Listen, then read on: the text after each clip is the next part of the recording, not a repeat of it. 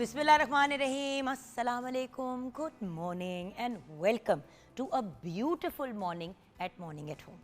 और जब हम ब्यूटीफुल मॉर्निंग की बात करते हैं तो फिर अल्लाह का शुक्र भी अदा करना चाहिए कि या अल्लाह ताला एक और सुबह देखने का हमें मौका मिला।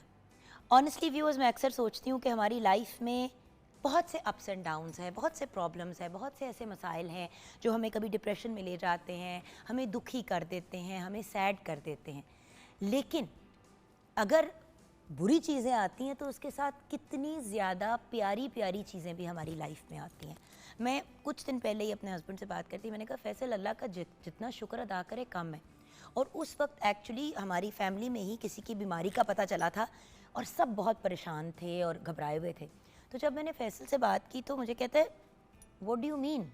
मैंने कहा व्हाट आई मीन इज़ कि देखो, बीमारी है फैमिली में एक सर्टन, में आपको पता है व्यूअर्स स्पेसिफिक्स में नहीं पढ़ती बिकॉज मुझे ये होता है कि क्यों इस तरह की उस बंदे को बंदा नज़रों में लाया, बुरा फील कराए। तो मैंने कहा मैं अल्लाह का शुक्र इसलिए अदा कर रही हूँ क्योंकि जो हुआ अल्लाह का शुक्र है कि काबिल इलाज है। उसके साथ साथ जो भी उससे रिलेटेड मामलात हैं उन सब के साथ हम डील कर सकते हैं। ऐसे भी तो लोग होते हैं और ऐसी भी तो सिचुएशन होती है जहाँ पे इंसान मजबूर हो जाता है और आप कुछ नहीं कर पाते, तो अल्लाह का शुक्र है। फिर अल्लाह ने औलाद से नवाजा, सर पे छत दी, सबसे बड़ी बात ये सांसें चल रही हैं। कितनी बड़ी बात है व्यूअर्स, इससे ज़्यादा, इससे बड़ा अल्लाह का करम क्या हो सकता है कि हमारी सांसें चल रही हैं किसी हेल्प, किसी सपोर्ट के बगैर। लोग वेंटिलेटर में भी अभी आईसीयूज़ में हैं। सो हमें अल्लाह का हर लम्हे शुक्र अदा करना चाहिए। लेकिन जहाँ पे हम गिले शिकवे करते हैं कि मेरे साथ ये हो गया, मेरे साथ वो हो गया, तो ये भी एनालाइज़ करना ज़रूरी है कि आपके साथ जो कोई बुरी चीज़ हुई या कोई मायूब चीज़ हुई वो क्यों हुई। देखिए व्यूअर्स, अगर कोई मामला बार बार आपकी लाइफ में हो रहा है तो फिर ये सोचना ज़रूरी होता है कि वो क्यों हो रहा है। जैसे कि एक बच्चा है, वो पढ़ाई में ज़्यादा तवज्जो नहीं देता या पढ़ाई में ज़रा कमज़ोर है, हर बार जो है उसके एक सर्टन नंबर से ऊपर मार्क्स आते ही नहीं हैं। अब आप उसको एनालाइज़ करेंगे और देखेंगे कि भाई ऐसी क्या बात है कि ये इसके अच्छे नंबर नहीं आ रहे, अब इसको कोई ट्यूशन करानी है, कोई चीज़ करानी है, क्या कराना है। और अक्सर जब आप देखते हैं कि बच्चा पढ़ाई में कमज़ोर है, अब मैं स्ट्रेट ए स्टूडेंट की नहीं बात कर रही, मैं बात कर रही हूँ इवन कि बच्चा अच्छे नंबरों के साथ पास हो जाए, मतलब क्लास में एवरेज स्टूडेंट भी बन जाए, तो वहाँ पे हमेशा प्रॉब्लम ये होता है कि उस वक्त मौके पे करने वाले जो काम होते हैं बच्चे डिले पे ले जाते हैं। और फिर मसला ये होता है कि फिर यही बच्चे आगे जाके वो वाले एडल्ट्स और वो वाले बड़े बनते हैं जो फिर हर चीज़ को कल पे छोड़ देते हैं। इस बात को डिस्कस करने का मेन रीज़न ये है कि भाई आज की बात आज में करो, कल पे मत डालो, बल्कि जो चीज़ करने वाली है वो फ़ौरन मौके पे करो। मैं अक्सर जो मेरी टीम के में जो मेरे लोग हैं जिनके साथ मैं रेगुलर काम करती हूँ, basically they are my family, और हमारा इतना ज़्यादा एक दूसरे के साथ इंटरेक्शन रहता है। तो उनमें से एक पर्सनैलिटी है खुरम, छोटे भाइयों की तरह हैं, मेरे मेकअप आर्टिस्ट हैं, मेरे हेयर स्टाइलिस्ट हैं, बट आप ये सोचें कि जैसे हम लोग हर वक्त ही साथ होते हैं और अक्सर तस्वीरों में, वीडियोज़ में भी आप लोग देखते होंगे खुरम को। अब खुरम मुझे अक्सर कहता है कि आप ही आका तो दिमाग कंप्यूटर की तरह चलता है। मेरा दिमाग कंप्यूटर की तरह नहीं चलता। मेरी खुरम से शुरू में इस बात पे कभी कभी ऊंच नीच भी हो जाती थी कि यार खुरम, जो काम कहती हूँ वो उसी वक्त कर दिया करो ना। तुझे कहता था नहीं आप ही, आपका मैं ये वाली चीज़ देख रहा था तो मैंने कहा फिर ये वाली कर लूँ। तो होता पता है क्या है व्यूअर्स, जब हम उस वक्त मौके पे करने वाली चीज़ को 1 घंटे बाद भी सोचते हैं ना, तो सच्ची बात तो ये कि 1 घंटे बाद 10 और चीज़ें होती हैं जो करने वाली होती हैं। क्योंकि ज़िंदगी अब व्यूअर्स बहुत फास्ट हो गई है और जितनी तेज़ ज़िंदगी हुई है उतनी तेज़ चीज़ें हो रही होती हैं। अब जैसे कि मेहमान आए हुए हैं, मेहमान आने वाले हैं, तो घर में चाय का एहतमाम करना है, चाय का एहतमाम करना है। अच्छा, जब वो आएंगे तो जब हम चाय बना देंगे, जब वो आएंगे तो हम बर्तन निकाल देंगे, जब वो आएंगे तो हम ये करेंगे। एंड में क्या होता है, सारा टाइम जिन लोगों को वो मिलने आए हुए होते हैं वो किचन में गुजार देते हैं, क्योंकि उस वक्त भांडे निकाल रहे होते हैं, उस वक्त बर्तन साफ हो रहे होते हैं, उसी वक्त जब मेहमान बैठे हुए हैं तो चीज़ें तैयार हो रही हैं। जब घर कोई आने वाला होता है तो मैं तो इतनी ओवरली ऑर्गेनाइज्ड होती हूँ कि मैं घर पहले मैसेज कर देती हूँ या कॉल कर देती हूँ कि बच्चों मैं आने वाली हूँ घर, मेहमान शायद आने वाले हैं 3 घंटे बाद, 2 घंटे बाद, तो बेटा चाय के सामान तैयार कर लो। अब उसका मतलब क्या होता है कि आपने ट्रॉली तैयार कर ली, चैनक के अंदर आपने पत्ती डाल के इलायची वगैरह डाल के उसको रेडी कर दिया। मौके पे जब मेहमान आए गर्म पानी डालो, चूल्हे के ऊपर आपने दूध डाल के रख दिया, ऑन नहीं किया। जैसे ही गेस्ट आया आपने ऑन किया। फ्राई चीज़ें अगर हैं तो वो निकाल के आपने फ्रीज़र से बाहर कर दी और जैसे ही आपके मेहमान आए आपने उनकी फ्राइंग कर दी, ताकि 10-15 मिनट बाद अगर मेहमान आए तो आप उनके साथ बैठ तो सकें। तो इसका मतलब है कि थोड़ी ऑर्गेनाइजेशन के साथ चलना चाहिए। अब जैसे कि मैंने कहा ना कि मतलब घंटे बाद 10 और चीज़ें हो जाती है, तो अगर मेहमान भी आपके घंटे बाद आने हैं तो जब वो आएंगे उन्होंने आपसे मिलना है, उन्होंने बात करना है। अगर कोई घर आ रहा है तो कोई आपके साथ कम्युनिकेट करेगा, तो वो काम आप करेंगे या किचन में घुस जाएंगे। ये मैंने आपको छोटा सा एग्जाम्पल दिया। लेकिन जब हम लोग बड़े होते हुए, स्पेशली माँ बाप होते हुए, हर चीज़ को कल पे डाल देते हैं या बहुत स्लो काम करते हैं या डिले, कुछ लोगों की आदत होती है वो बहुत टाइम लेके एक चीज़ करते हैं, उन लोगों के लिए तो बड़ी स्पेशली ये चीज़ अप्लाई करती है कि अगर आप स्लोली और बहुत तहम्मुल से काम, जिस तरह मैं बहुत फास्ट काम करती हूँ और सच्ची बात है तेज़ काम करते मैं भंड भी कर देती हूँ, गलतियाँ भी कर जाती हूँ, लेकिन अगर आप एक नॉर्मल इंसान की पेस पे चलते हैं तो फिर इस चीज़ का ख़ास ख्याल करना चाहिए कि आप चीज़ों को प्रॉपर तरीके से मैनेज करके चलें। यानी कि अगर आपको कोई आर्टिकल लिखना है और आपको पता है कि आपको आर्टिकल लिखने में 3 से 4 घंटे लगते हैं, तो फिर जब आर्टिकल ड्यू है या कोई चीज़ आपने हैंड ओवर करनी है या कोई असाइनमेंट है वो आपने हैंड ओवर करनी है, उससे बिल्कुल 4 घंटे पहले बैठेंगे तो कुछ भी हो सकता है। इसलिए अगर आपको 6 दिन पहले कहा है कि ये काम कर लो तो उसी दिन उस काम को शुरू कर दे। यह सच्ची बात है, मुका दें। आपको पता है मैंने यूनिवर्सिटी कनाडा जाके एक चीज़ सीखी कि कोई बंदा कोई चीज़ दुनिया में आपका वेट नहीं करती। अगर आपकी नौकरी की शिफ्ट है, आप मौके पे टाइम पे नहीं पहुंचे, आप 10 मिनट भी लेट है, वो किसी और को आपकी शिफ्ट दे देंगे, आपकी शिफ्ट कैंसल। उस दिन के जो आपने $60 या $70 कमाने थे वो गए, क्योंकि आपकी शिफ्ट किसी और को 10 मिनट से पहले ही हैंड ओवर हो गई। मैंने बाहर सीखा कि अगर 9 बजे पहुंचने का टाइम है तो 8:45 आप टाइम पे हैं। अगर आप 9 बजे पहुंचे हैं तो आप लेट है।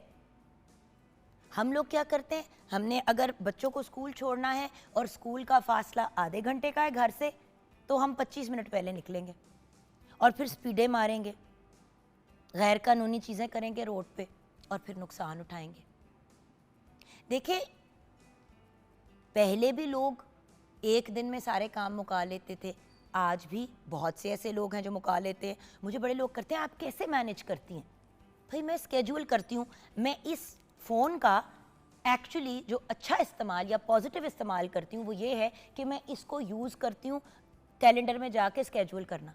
पहले मुझे नहीं आता था, मेरे बेटे हमजा ने मुझे सिखाया कि मामा ये पकड़ें अपना फ़ोन, ये वाली चीज़ क्लिक करें, इसको ऐसे ऐसे करें तो आपका वो बन जाएगा। अब मेरे जैसे ही चीज़ होती है, अब मुझे ऑलरेडी पता है कि 16 अप्रैल को मेरी एक कमिटमेंट है और उस कमिटमेंट के लिए मैंने एक तैयारी करनी है 14 अप्रैल को। तो मैंने 14 का भी सुबह 8 बजे का अलार्म लगाया हुआ है कि मुझे याद रहे कि मैंने ये वाली चीज़ करानी है, कुछ टेस्ट वगैरह कराने हैं। फिर 16 को जो मेरी कमिटमेंट है, मैंने उसका टाइम 1 घंटा जल्दी का लिखा हुआ है कि वो 1 घंटा पहले मुझे रिमाइंडर आएगा कि मैं कहीं भी लाहौर के कोने में हूँ तो मुझे टाइम लगेगा वहाँ पहुँचने में आधा पौना घंटा, तो मैं किसी भी पॉइंट पे अगर मेरे जहन से निकलता भी है तो मुझे रिमाइंडर मिल जाए। व्यूअर्स, मुझे पता है कि ये लगता है कि जैसे ज़िंदगी को आप बहुत ज़्यादा स्केड्यूल कर रहे हैं, बहुत ज़्यादा डिसिप्लिन कर रहे हैं, लेकिन व्यूअर्स डिसिप्लिन के बगैर ज़िंदगी इंसान कैसे गुजारे? इतनी अफरा तफरी की ज़िंदगी है।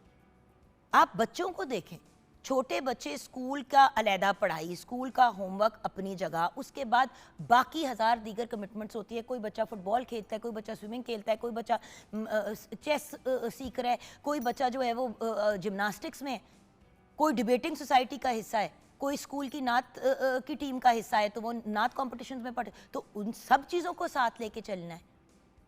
तो अगर बच्चे जो हैं वो बड़े डिसिप्लिन और स्केड्यूल के साथ अपना काम कर लेते तो बड़े क्यों नहीं कर पाते? और याद रखिएगा व्यूअर्स, जो लोग छोटी उम्र पे अपने बच्चों को ये आदत डाल देते हैं और ख़ुद भी ये चीज़ इम्प्लीमेंट करते हैं, उनके बच्चे भी बड़े डिसिप्लिन्ड होते हैं और आगे जाके बड़े कामयाब होते हैं। आइए एक बहुत ही डिसिप्लिन्ड और वेल प्रिपेयर्ड लड़की की तरफ चलते हैं, हमारी बहुत ही प्यारी और ब्रिलियंट शेफ अनम शेख। अस्सलाम वालेकुम। वालेकुम अस्सलाम। कैसी हो अनम? बिल्कुल ठीक, आप कैसी हैं? मैं बिल्कुल ठीक हूँ मेरी जान। मुझे ये बताओ अनम कि हम बात करें डिसिप्लिन की। जी देखिए हमारे कायद का भी पैगाम था कि भाई आपने डिसिप्लिन को अपनी ज़िंदगी में से नहीं जाने देना। बिल्कुल ऐसा ही। स्पेशली यूथ को उनका ये पैगाम था कि अपनी तालीम पे तवज्जो दो और नेशन बिल्डिंग के काम करो, ऊट पटांग एक्टिविटीज़ में मत इन्वॉल्व हो। लेकिन आज के काम को कल पे डालने वाली जो आदत है उसके बारे में आपकी क्या राय है? अच्छा, अगर मैं अपनी पर्सनल बात करूँ ना, तो मेरे घर वाले जो है ना समटाइम मुझे कहते हैं तुम हर वक्त जल्दी जल्दी में, अगर मुझे आपने कोई काम कह दिया है या वो काम मेरे ज़िम्मे है या मेरा अपना ही कोई ज़ाती काम है, तो मेरा होता है कि मैं उसको राइट वे ही कर लूँ, मतलब कि उसको डिले मत करूँ। कल भी तो मैंने ही करना है ना, तो फिर मेरा ये होता है कि मैं आज क्यों ना करूँ, अभी क्यों ना करूँ। तो मेरे अक्सर औक़ात मेरे फ्रेंड्स वो कहते हैं यार तुम एक दफ़ा तुम्हें कोई काम कह दो तो मतलब तुम्हें दोबारा कहने की ज़रूरत नहीं पड़ती। तो मेरी ये आदत है कि राइट अवे ही मैं अपनी चीज़ों को जो है ना वो कर ले। अब जैसे शो है, शो पे मुझे पता है कि मुझे आना है और मुझे आपके साथ सेगमेंट करना है, तो मैं अपनी सारी चीज़ें जो है ना वो ऑर्गेनाइज्ड करके उनको एक दफ़ा रीचेक करके कि वो सारी चीज़ें हो गई हैं। और ऐसे ही आपकी तरह जो है ना मुझे भी कैलेंडर में ना, अगर आप मेरे फ़ोन का कैलेंडर चेक करें तो उसमें ढेर सारी चीज़ें लिखी भाई हैं। आप फैमिली कमिटमेंट्स भी रखें, हाँ हर चीज़ रखें। क्या होता है लोग कैलेंडर बनाते हैं तो उसमें सिर्फ काम डालते हैं। बाहर के मुल्क में जो पीए होता है या पर्सनल असिस्टेंट होता है ऑफिसेज में, उस बंदे की जॉब होती है, उसके पास एक कैलेंडर होता है जो उनके पास एक्सेस होती है, जो बॉस होते हैं उसके कैलेंडर की। Exactly. तो वो काम की कमिटमेंट्स डालती है, बॉस अपनी फैमिली की कमिटमेंट्स डालता है और उसके हिसाब से डिसाइड होता है Exactly. कि भाई 2 बजे आपने अपने खानदान को खाने पे लेके जाना है और 2 बजे ही आपकी बहुत बड़ी बिजनेस मीटिंग है, तो क्या करें। तो स्केड्यूलिंग से क्लैरिटी मिल जाती है। ब्रेक की तरफ चलते हैं, ब्रेक के बाद फौरन ही वापस आएंगे और देखते हैं कि शेफ अनम कितनी को तैयारी के साथ आज आई हैं और कितना को इन्होंने डिसिप्लिन अपनी लाइफ में इनकॉर्पोरेट किया है। ब्रेक के बाद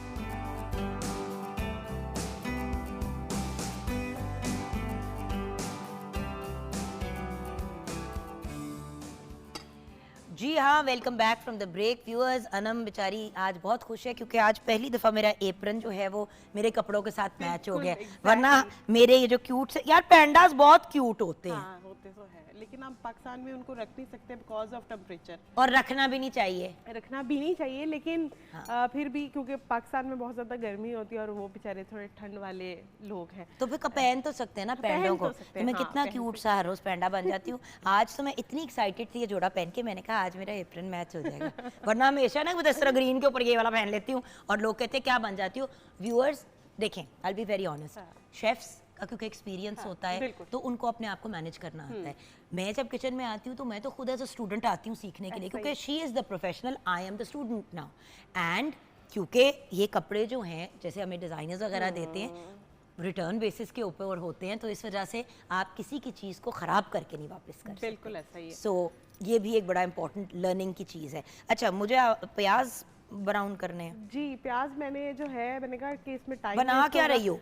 बेसिकली आज हम बनाने जा रहे हैं स्मोकी चिकन सीख कबाब बिरयानी। बिरयानी बना रहे हैं मगर थोड़े से ट्विस्ट के साथ। नहीं, बट ये बड़ी वायरल रेसिपी है आजकल, सीख कबाब के साथ लोग बिरयानी बना रहे हैं। तो सीख कबाब हम रेडी करेंगे चिकन के कीमे के साथ। एक चीज़ बहुत इंपॉर्टेंट है इसके अंदर, जो आपने चिकन का कीमा लेना है वो आपका होना चाहिए थाई, और साथ में उसके अंदर मिक्स होना चाहिए ब्रेस्ट। अगर आप खाली थाई का भी लें तो उससे भी आपके जो है सीख कबाब बहुत ज़्यादा जूसी बनेंगे। अच्छा, इस इधर जो है हमारा प्याज फ्राई हो रहा है। जैसे ही प्याज फ्राई हो जाएगा तो आपने उसमें ये मसाले ऐड कर देने। डाल दो जी, डाल दें। और साथ ही हम ये टमाटर डाल देंगे। टमाटर डालकर हम इसको पकने के लिए छोड़ देंगे, भून लेंगे। और ये साथ में हम इसके अंदर थोड़ा सा बिरयानी मसाला डालेंगे। सारा या पूरा? जी, सारा डालेंगे। बस ठीक है। अच्छा, अब देखिए ना, जब आप मसाले रेडीमेड डालते हैं व्यूअर्स तो प्लीज़ नमक का खास ख्याल रखा करें, क्योंकि उसमें ऑलरेडी एडेड होता है नमक। तो ये एक छोटी सी चीज़ है जो आपको बड़ी ज़्यादा जो है अच्छे से फॉलो करनी है। तो पहले जो है हम इसकी मैरिनेशन कर लेते हैं और फिर मैं आपको आती हूँ रेसिपी की तरफ। चिकन का कीमा हमने लिया है आधा किलो, तकरीबन 2 से 3 नॉर्मल साइज़ के प्याज हैं जिनको हमने बिल्कुल फाइनली चॉप कर लिया हुआ है। और चॉप करने के बाद हमने उसका जो पानी है वो सारा उसमें से निकाल लिया हुआ है, ताकि जो है आपके कबाब जो है वो बड़े अच्छे से बन जाए। वो जूस जितना पानी का कंटेंट कबाब में होगा तो कबाब अपनी शेप मेंटेन नहीं कर पाता। तो फिर आपने ये चीज़ें जो है वो फोकस करनी है। अच्छा, इसमें जाएगा जिंजर और ग्रीन चिली का जो क्रश करके हम ऐड करेंगे वो जाएगा इसके अंदर। साथ में हम इसके अंदर ऐड करेंगे थोड़े से ब्रेड क्रम्स इसलिए डाल रहे हैं कि बाइंडिंग के लिए हम इसको यूज़ करेंगे। साथ में हम इसके अंदर ऐड करेंगे 1 अदद अंडा। ठीक है, अंडा भी वही सेम चीज़ ही करेगा, उसको बाइंडिंग का एक जो है एलिमेंट देगा। और साथ में इसमें स्पाइसेस जाएंगे, स्पाइसेस में इसमें नमक जाएगा, लाल मिर्च पाउडर जाएगा, बिल्कुल थोड़ी थोड़ी क्वांटिटी में ऐड करेंगे क्योंकि हम इसके अंदर ऑलरेडी ग्रीन चिलीज ऐड कर रहे हैं, तो आपने बड़ा ही बैलेंस करके जो है इसमें नमक मिर्च ऐड करना है। साथ में इसमें जाएगा सूखा धनिया। सूखा धनिया बहुत इंपॉर्टेंट है, आपने तकरीबन 2 से 3 टीस्पून जो है जो कि अप्रॉक्स 1.5 टेबलस्पून हो जाएगा, वो आपने इसके अंदर ज़रूर डालना है सूखे धनिया का। साथ में हम इसमें नमक और कुटी हुई लाल मिर्चें डालकर अच्छी तरीके से अब इसकी मिक्सिंग करेंगे। और मिक्सिंग करने के बाद जो है हम इसको कबाबों की शेप देंगे और कबाब की शेप देने के बाद हम इनको करेंगे शैलो फ्राई। आप चाहें तो डायरेक्टली मसाले में भी बना सकते हैं, लेकिन उससे ज़रा बड़ा अच्छा सा एक क्रस्ट सा आ जाता है कबाब के ऊपर, तो ये जो है आपने फॉलो ज़रूर करना है। और उसके बाद आपने जैसे ही आपके कबाब रेडी हो जाए तो सारे कबाबों को लेकर आपने उसको जो है कोयले का स्मोक लगा लेना है। फिर सिंपल मसाला जो है हमने रेडी किया है 3 से 4 अदद प्याज पे दरमियाने साइज़ के, उनको आपने लाइट गोल्डन ब्राउन कर लेना है। उसके बाद आपने अच्छा, अब मैं इसको क्या करूँ, इसमें थोड़ा पानी डाल दूँ? हाँ जी, इसमें थोड़ा पानी डाल लें। जैसे ही टमाटर थोड़े सॉफ्ट हो जाएंगे तो फिर हम इसके अंदर तकरीबन 1 कप के करीब जो है वो योगर्ट ऐड कर देंगे।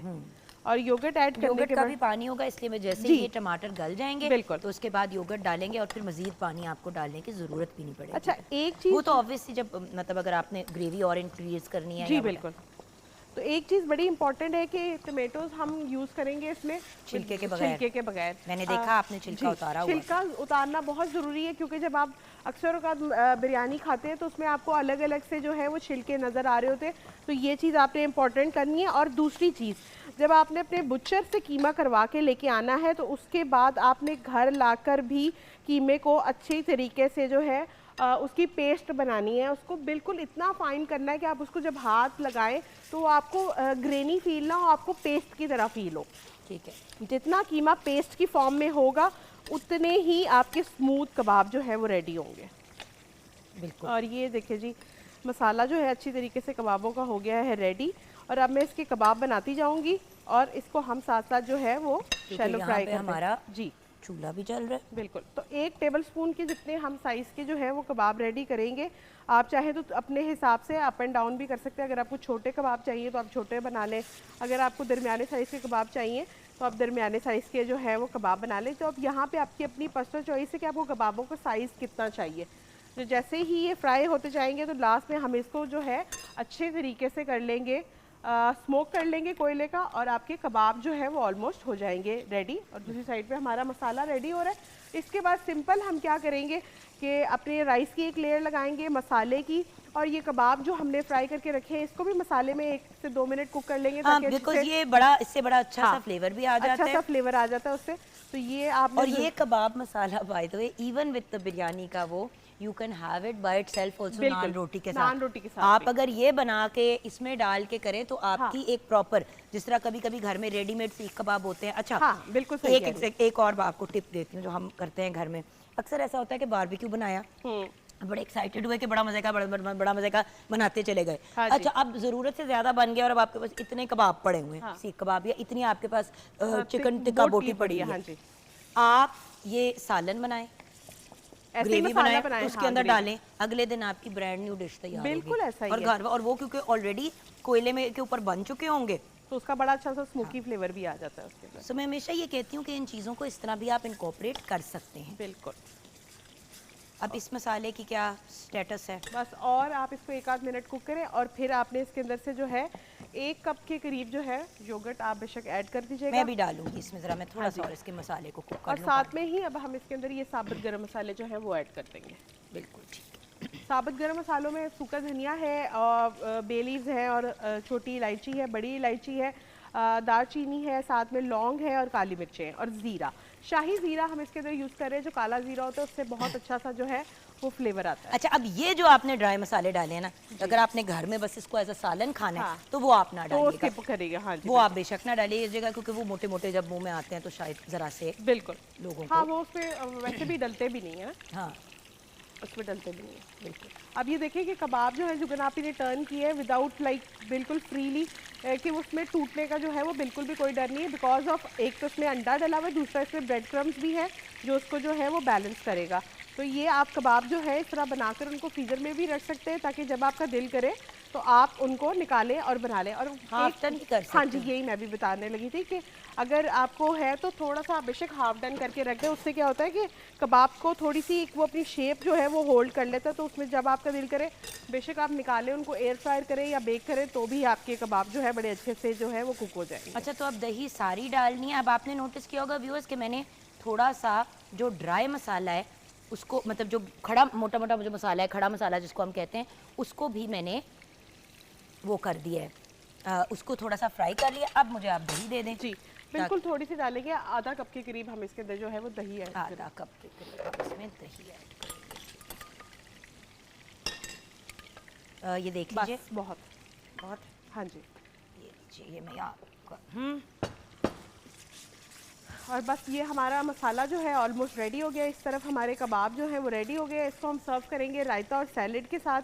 आप चाहें तो इसके साथ अगर कोई कबाब वगैरह आप बनाना चाहते हैं, वैसे ज़रूरत तो नहीं है, लेकिन अगर आपका फिर भी दिल कर रहा है कि ऑन साइड, वैसे बिरयानी के साथ मुझे नहीं लगता कि ऑन साइड किसी भी चीज़ की ज़रूरत पड़ती है, तो आप इसको कंप्लीट मील है रायते के साथ और सैलेड के साथ जो है आप इंजॉय करेंगे। मतलब आप ये देखें कि मतलब इससे ज़्यादा इजी और सिंपल चीज़ क्या हो सकती है। लोग क्या करते हैं कि बने बनाए सीख कबाब ले लेते हैं, और मुझे वो चीज़ इतनी बॉदर करती है बिकॉज कभी भी वो वाला फ्लेवर नहीं आता। बिल्कुल। अच्छा जुगनापी, एक और वो ऑलमोस्ट ऐसे लगता है कि जैसे आप फोम खा रहे हैं। और ये एक और चीज़ है कि ये बहुत ही लो बजट रेसिपी है। आप मतलब इसको अब ये हाफ केजी कीमे के अंदर हम आराम से 10-12 जो है वो कबाब रेडी कर सकते हैं, 1 केजी राइस बन सकते हैं। तो ये तकरीबन 7 से 8 लोग आराम से ये खाना जो है वो इंजॉय कर सकते हैं। अच्छा, हम इनको क्योंकि ज़्यादा कुक नहीं करेंगे, हम इनको थोड़ी देर मसाले में भी पकाएंगे, तो मसाले के लिए भी हमें जो है थोड़ा सा जो है उसकी कसर हम छोड़ देंगे। इसको साथ साथ जो है हम निकालते जाते हैं। इसमें डालती जाऊँ?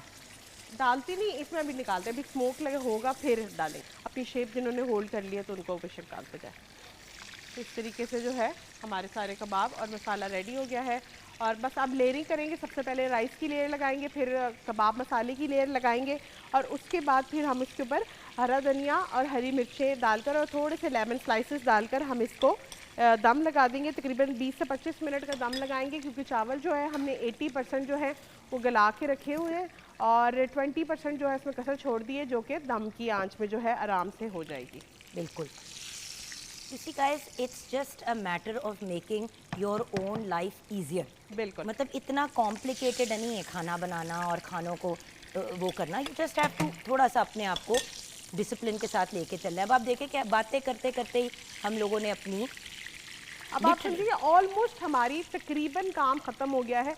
बस अब हमने जो है इसकी सैम्पलिंग करनी है और उसके बाद इसको दम लगा देना है, बस ये काम रह गया हमारा। अगर वही बात है कि अगर आपका मेजन प्लेस हुआ होता है, आपके सामने चीज़ें पड़ी होती हैं, तो आपका काम जो है वो आधे से ज़्यादा जो है वो आसान हो जाता है। इंग्रेडिएंट्स बता दो जल्दी से। कबाब तो आप साथ साथ कर ही रहे हो। इसके लिए हमें चाहिए चिकन का कीमा, तकरीबन आधा किलो के करीब, नमक हस्बे जायका, अदरक लहसुन का पेस्ट हम डालेंगे इसमें 2 खाने के चम्मच, हरी मिर्चें 3 खाने के चम्मच, प्याज इसमें जाएगा 2 अदद, हरा धनिया इसमें आधा कप के करीब जाएगा, हरी मिर्चें का पाउडर 1 चाय का चम्मच, कुटी हुई सुर्ख मिर्चें 1 चाय का चम्मच, धनिया पाउडर 2 खाने के चम्मच, ब्रेड क्रम्स 1 कप, ज़ीरा 1 चाय का चम्मच, साबुत धनिया 1 खाने का चम्मच, गरम मसाला इसमें जाएगा तकरीबन आधा चाय का चम्मच, और उसके साथ हम इसके अंदर ऐड करेंगे अंडा 1 अदद, ऑप्शनल है, डालना चाहे तो डाल लें, स्किप करना चाहे तो स्किप कर लें। ग्रेवी के लिए प्याज 2 से 4 अदद, टमाटर 4 से 5 अदद, अदरक लहसुन का पेस्ट 1 खाने के चम्मच, नमक हस्बे जायका, कुटी हुई सुर्ख मिर्चें 1 खाने के चम्मच, सुर्ख मिर्च पाउडर 1 चाय का चम्मच, हल्दी आधा चाय का चम्मच, और धनिया पाउडर 2 खाने के चम्मच, और बिरयानी मसाला 1 पैकेट, साबुत गरम मसाला हस्बे ज़रूरत, काली मिर्चें 1/3 चाय का चम्मच, गरम मसाला 1/3 चाय का चम्मच, दही 1/2 कप के करीब जाएंगे, और उबले हुए चावल 1 किलो, घी तकरीबन 1 से 1.5 कप कोयला स्मोक के लिए, और पुदीना, हरा धनिया और हरी मिर्चें हम यूज़ करेंगे इसकी गार्निश के लिए। तो सिंपल रेसिपी है। सबसे पहले आपने क्या करना है, चिकन का कीमे ले लेना है, अच्छी तरीके से उसको एक पेस्ट फॉर्म में आपने बना लेना है। पेस्ट फॉर्म के बाद आपने उसके अंदर ऐड करना है प्याज, जिसका पानी हम बिल्कुल अच्छी तरीके से जो है वो उसमें से निकाल लेंगे और उसके बाद उसको ड्राई करके हम उसमें कीमे में ऐड करेंगे। हरी मिर्ची और अदरक को भी अच्छी तरीके से हम चॉप कर लेंगे। चॉप करने के बाद वो भी उसमें ऐड कर देंगे। अंडा जाएगा, ब्रेड क्रम्स जाएंगे, सारे स्पाइसेस जाएंगे। अच्छी तरीके से आपने उसकी मिक्सिंग करनी है। मिक्सिंग करने के बाद हम उसके कबाब बनाकर लाइट थोड़े से घी में जो है वो शैलो फ्राई कर लेंगे। शैलो फ्राई करने के बाद आपने अच्छी तरीके से जो है उनको जो है बेशक स्मोक उस वक्त कर लें या बाद में कर लें। ग्रेवी के लिए हम प्याज लेंगे 3 से 4 अदद और उसके अंदर अच्छी तरीके से उनको गोल्डन ब्राउन करेंगे। गोल्डन ब्राउन के बाद उसमें जिंजर गार्लिक पेस्ट ऐड करेंगे। साथ में हम उसके अंदर ऐड कर देंगे टमेटोज़ को। टमेटोज़ डालकर अच्छी तरीके से पकाएंगे। सारे स्पाइसेस ऐड कर देंगे। तब तक टमेटोज़ को पकाते रहेंगे जब तक वो एक ग्रेवी की शेप में ना आ जाए। उसके बाद हम उसमें दही ऐड करेंगे। फिर हमने जो अपने कबाब रेडी किए हैं वो उसमें डालकर अच्छी तरीके से कुक करेंगे। राइस की लेयर लगाएंगे। उसके ऊपर जो हमने कबाब ग्रेवी बनाई है कबाबों के साथ वो उसमें ऐड करेंगे। ऊपर से फिर राइस डालेंगे। येलो फूड कलर डालेंगे। साथ में हम उसके अंदर ऐड कर देंगे जो हरा धनिया, हरी मिर्च और पुदीना और लेमन चंक्स जो है वो डालकर अच्छी आखिरी कबाब नहीं दे रही, मेरा काम खत्म हो गया और ये लड़की मुझे फ्री नहीं कर रही। ये ले अब आप ये देखिए कि यहाँ पे हमारी ग्रेवी तैयार हो गई है। हम इसमें रेडी कर करके कबाब डालते जा रहे हैं और आखिरी ये 3 कबाब रह गए हैं। और साथ ही मैंने क्या चालाकी की है कि ये देखें नीचे मैंने लगा दिया कोयला। बिल्कुल वो उसकी खुशबू ने मुझे बता दिया कि अब आपने ये कोयला जो है जैसे ही सुलग जाएगा हम इसको उसका वो दे देंगे। बिल्कुल उसका स्मोक दे देंगे तो हमारी जो है ग्रेवी बिल्कुल रेडी है। और उसके बाद बस सिंपल अब हमने क्या करना है कि बिरयानी को दम लगाना है। 20 से 25 मिनट का दम लगाएंगे।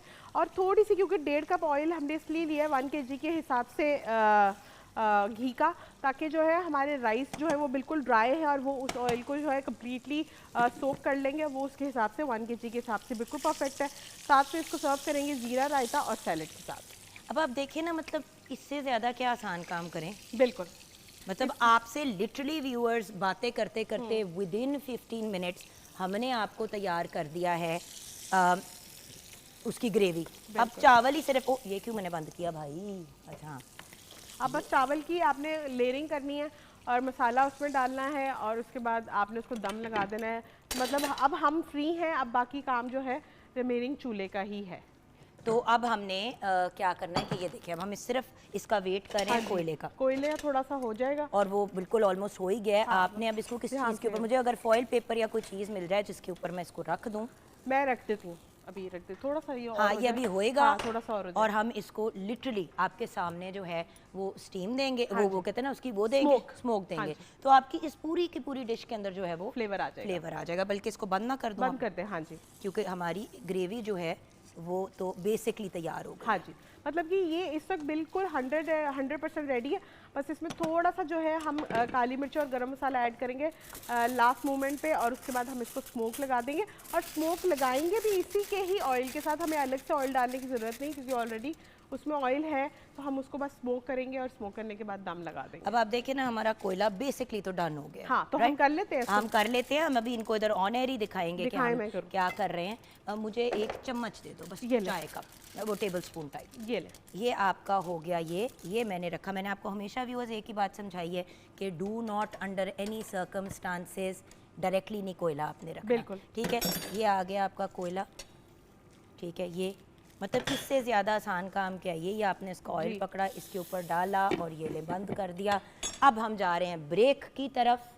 आप हमारे साथ रहिएगा। ब्रेक के बाद जब वापस आएंगे तो सेल्फ स्ट्रेचिंग की बात करेंगे विद डॉक्टर वसीम। आप हमारे साथ रहिएगा।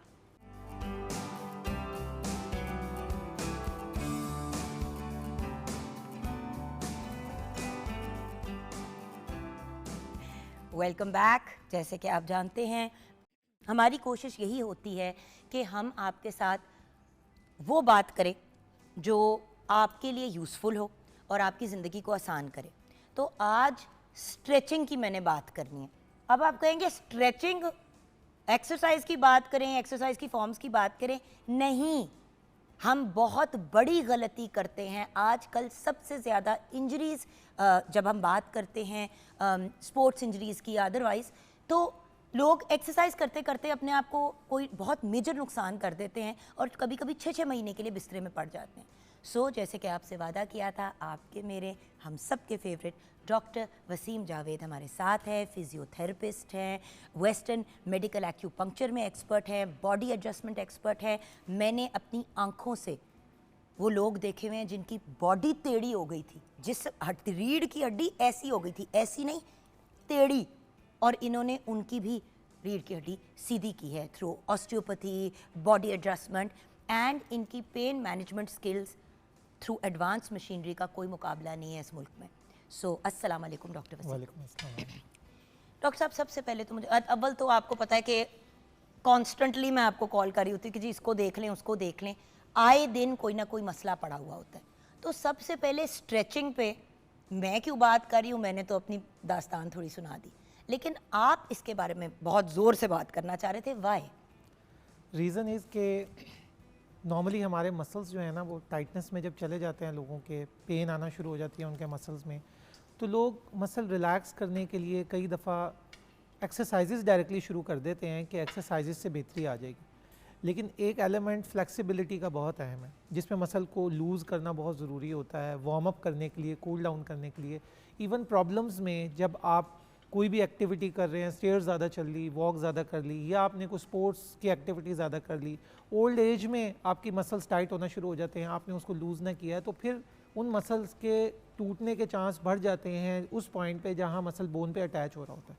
सो उसको अवॉइड करने के लिए आज हमने ये टॉपिक जो है वो सेलेक्ट किया कि हम स्ट्रेचिंग जो है उसको डिस्कस करते हैं। कुछ बेसिक एक्सरसाइजेज हम स्ट्रेचिंग की डिस्कस करें, कौन कौन सी प्रॉब्लम्स के लिए क्या स्ट्रेचिंग्स हैं, 2-2 3-3 एक्सरसाइजेज, जिससे हमारे जो व्यूअर्स हैं उनको ये पता लग जाए कि देखिए एक ट्रीट कैसे कर सकते हैं। एक तो प्रॉब्लम्स की तरफ हम आएंगे, लेकिन प्रॉब्लम से पहले मुझे बताएं कि इन जनरल स्ट्रेचिंग किन सिचुएशन से पहले हमेशा करनी चाहिए? आप मेरा पॉइंट समझ रहे हैं? बिल्कुल। क्योंकि स्ट्रेचिंग को लोग सिर्फ जिम से रिलेटेड समझते हैं, लेकिन टू बी ऑनेस्ट जिम में भी मैंने 90% लोगों को देखा है कि आते ही ट्रेडमिल पे चढ़ जाएंगे या किसी भाग दौड़ की मशीन पे चढ़ जाएंगे, 15-20 मिनट किया, फिर जाके भारी भारी वेट्स उठाए, फिर जाके मशीन पे चढ़ गए, दौड़े और निकल गए, ना शुरू में स्ट्रेच किया ना बाद में किया। तो ज़रा ये समझा दें कि किन किन ज़िंदगी के मामलात में स्ट्रेचिंग पहले ज़रूरी है। मेरा ख्याल है कि हर इंसान को, चाहे वो बच्चा हो, एडल्ट हो, ओल्ड एज में हो, हर एक को स्ट्रेचिंग करनी चाहिए, मेल फीमेल, इसमें कोई डिफरेंस नहीं है। सेकंड, कब करनी चाहिए? लाजमी रूटीन बनाना चाहिए दिन में कि आपने कोई 30 मिनट्स अपने निकालने हैं जिसमें आपने बॉडी को फ्लेक्सिबल करना है। ज़्यादातर इंजरीज़ चूँकि होती ही नॉन फ्लेक्सिबिलिटी की वजह से हैं, तो इस वजह से मेरा ख्याल है कि आज ये टॉपिक बड़ा अहम था डिस्कस करने के लिए, तो ये सबको करनी चाहिए। बिल्कुल सही। अब क्या स्ट्रेचिंग का कोई स्पेसिफिक तरीका है? लोग यूजुअली सोचते हैं कि व्यूअर्स वैसे ही आपको दिखाने के लिए कि ये कर लिया तो स्ट्रेच कर लिया, या नीचे झुक के पैरों को हटा लिया, या ऐसे करके पीछे कर लिया जी स्ट्रेच हो गया। ये तो अंगड़ाई होती है, उर्दू में तो अंगड़ाई होती है। तो स्ट्रेचिंग आखिर है क्या? जहाँ तक अंगड़ाई की बात है तो अल्लाह ताला ने हमारे अंदर नेचुरल मैकेनिज़्म रखा है कि अगर हमारे मसल टाइट हो तो अंगड़ाई आए, मसल रिलैक्स हो जाए। हाँ। लेकिन हमें हर मसल के लिए, हमारी बॉडी में 300 प्लस मसल्स हैं, हर मसल के लिए अलहदा मेथड है स्ट्रेच करने का। सो हमारे हमने जो पढ़ा, अब 14 ईयर्स का एक्सपीरियंस हो गया, उसमें हमने ये देखा कि कुछ बेसिक मसल्स हैं जिनको अगर हम स्ट्रेच कर लें तो हमारी बॉडी बहुत ज़्यादा हेल्दी रहना शुरू हो जाती है। तो आई थिंक कि अगर आज हम वो मसल्स डिस्कस करें तो बहुत अच्छा हो जाएगा, जिसमें थाई के मसल्स आगे वाले, पीछे वाले। मैं तो शुरू से शुरू करना चाहती हूँ, मैं हेड से शुरू करूँगी। शुरू बड़े लोगों की गर्दन में चुक पड़ जाती है। अच्छा, सबसे पहले बताए चुक पड़ने का रीजन क्या है? क्या स्ट्रेच ना करना? चुक क्यों पड़ती है गर्दन? एक तो लाख में पड़ता है, कमर पड़ती है, गर्दन में मुझे आए दिन यार गर्दन गलत सो गए बटे। मुझे बताएं कि क्यों ऐसा होता है कि कभी कभी बंदा सोता है बिल्कुल ठीक, सुबह उठते हो लगता है जैसे किसी ने गर्दन ही तोड़ दी। सबसे पहले मुझे उसके लिए अक्सर वर्ड यूज करते हैं गर्दन पे बल आ गया, गर्दन में बल पड़ गया। तो वो बल इसलिए पड़ता है कि जब आप गलत पोस्चर में लेटते हैं तो मसल जो कि अपनी रिलैक्सेशन पोजीशन में रहना चाहिए लेटते हुए, उसका जब एंगल हमारे जॉइंट्स का गलत होता है तो मसल प्रोटेक्शन में चला जाता है।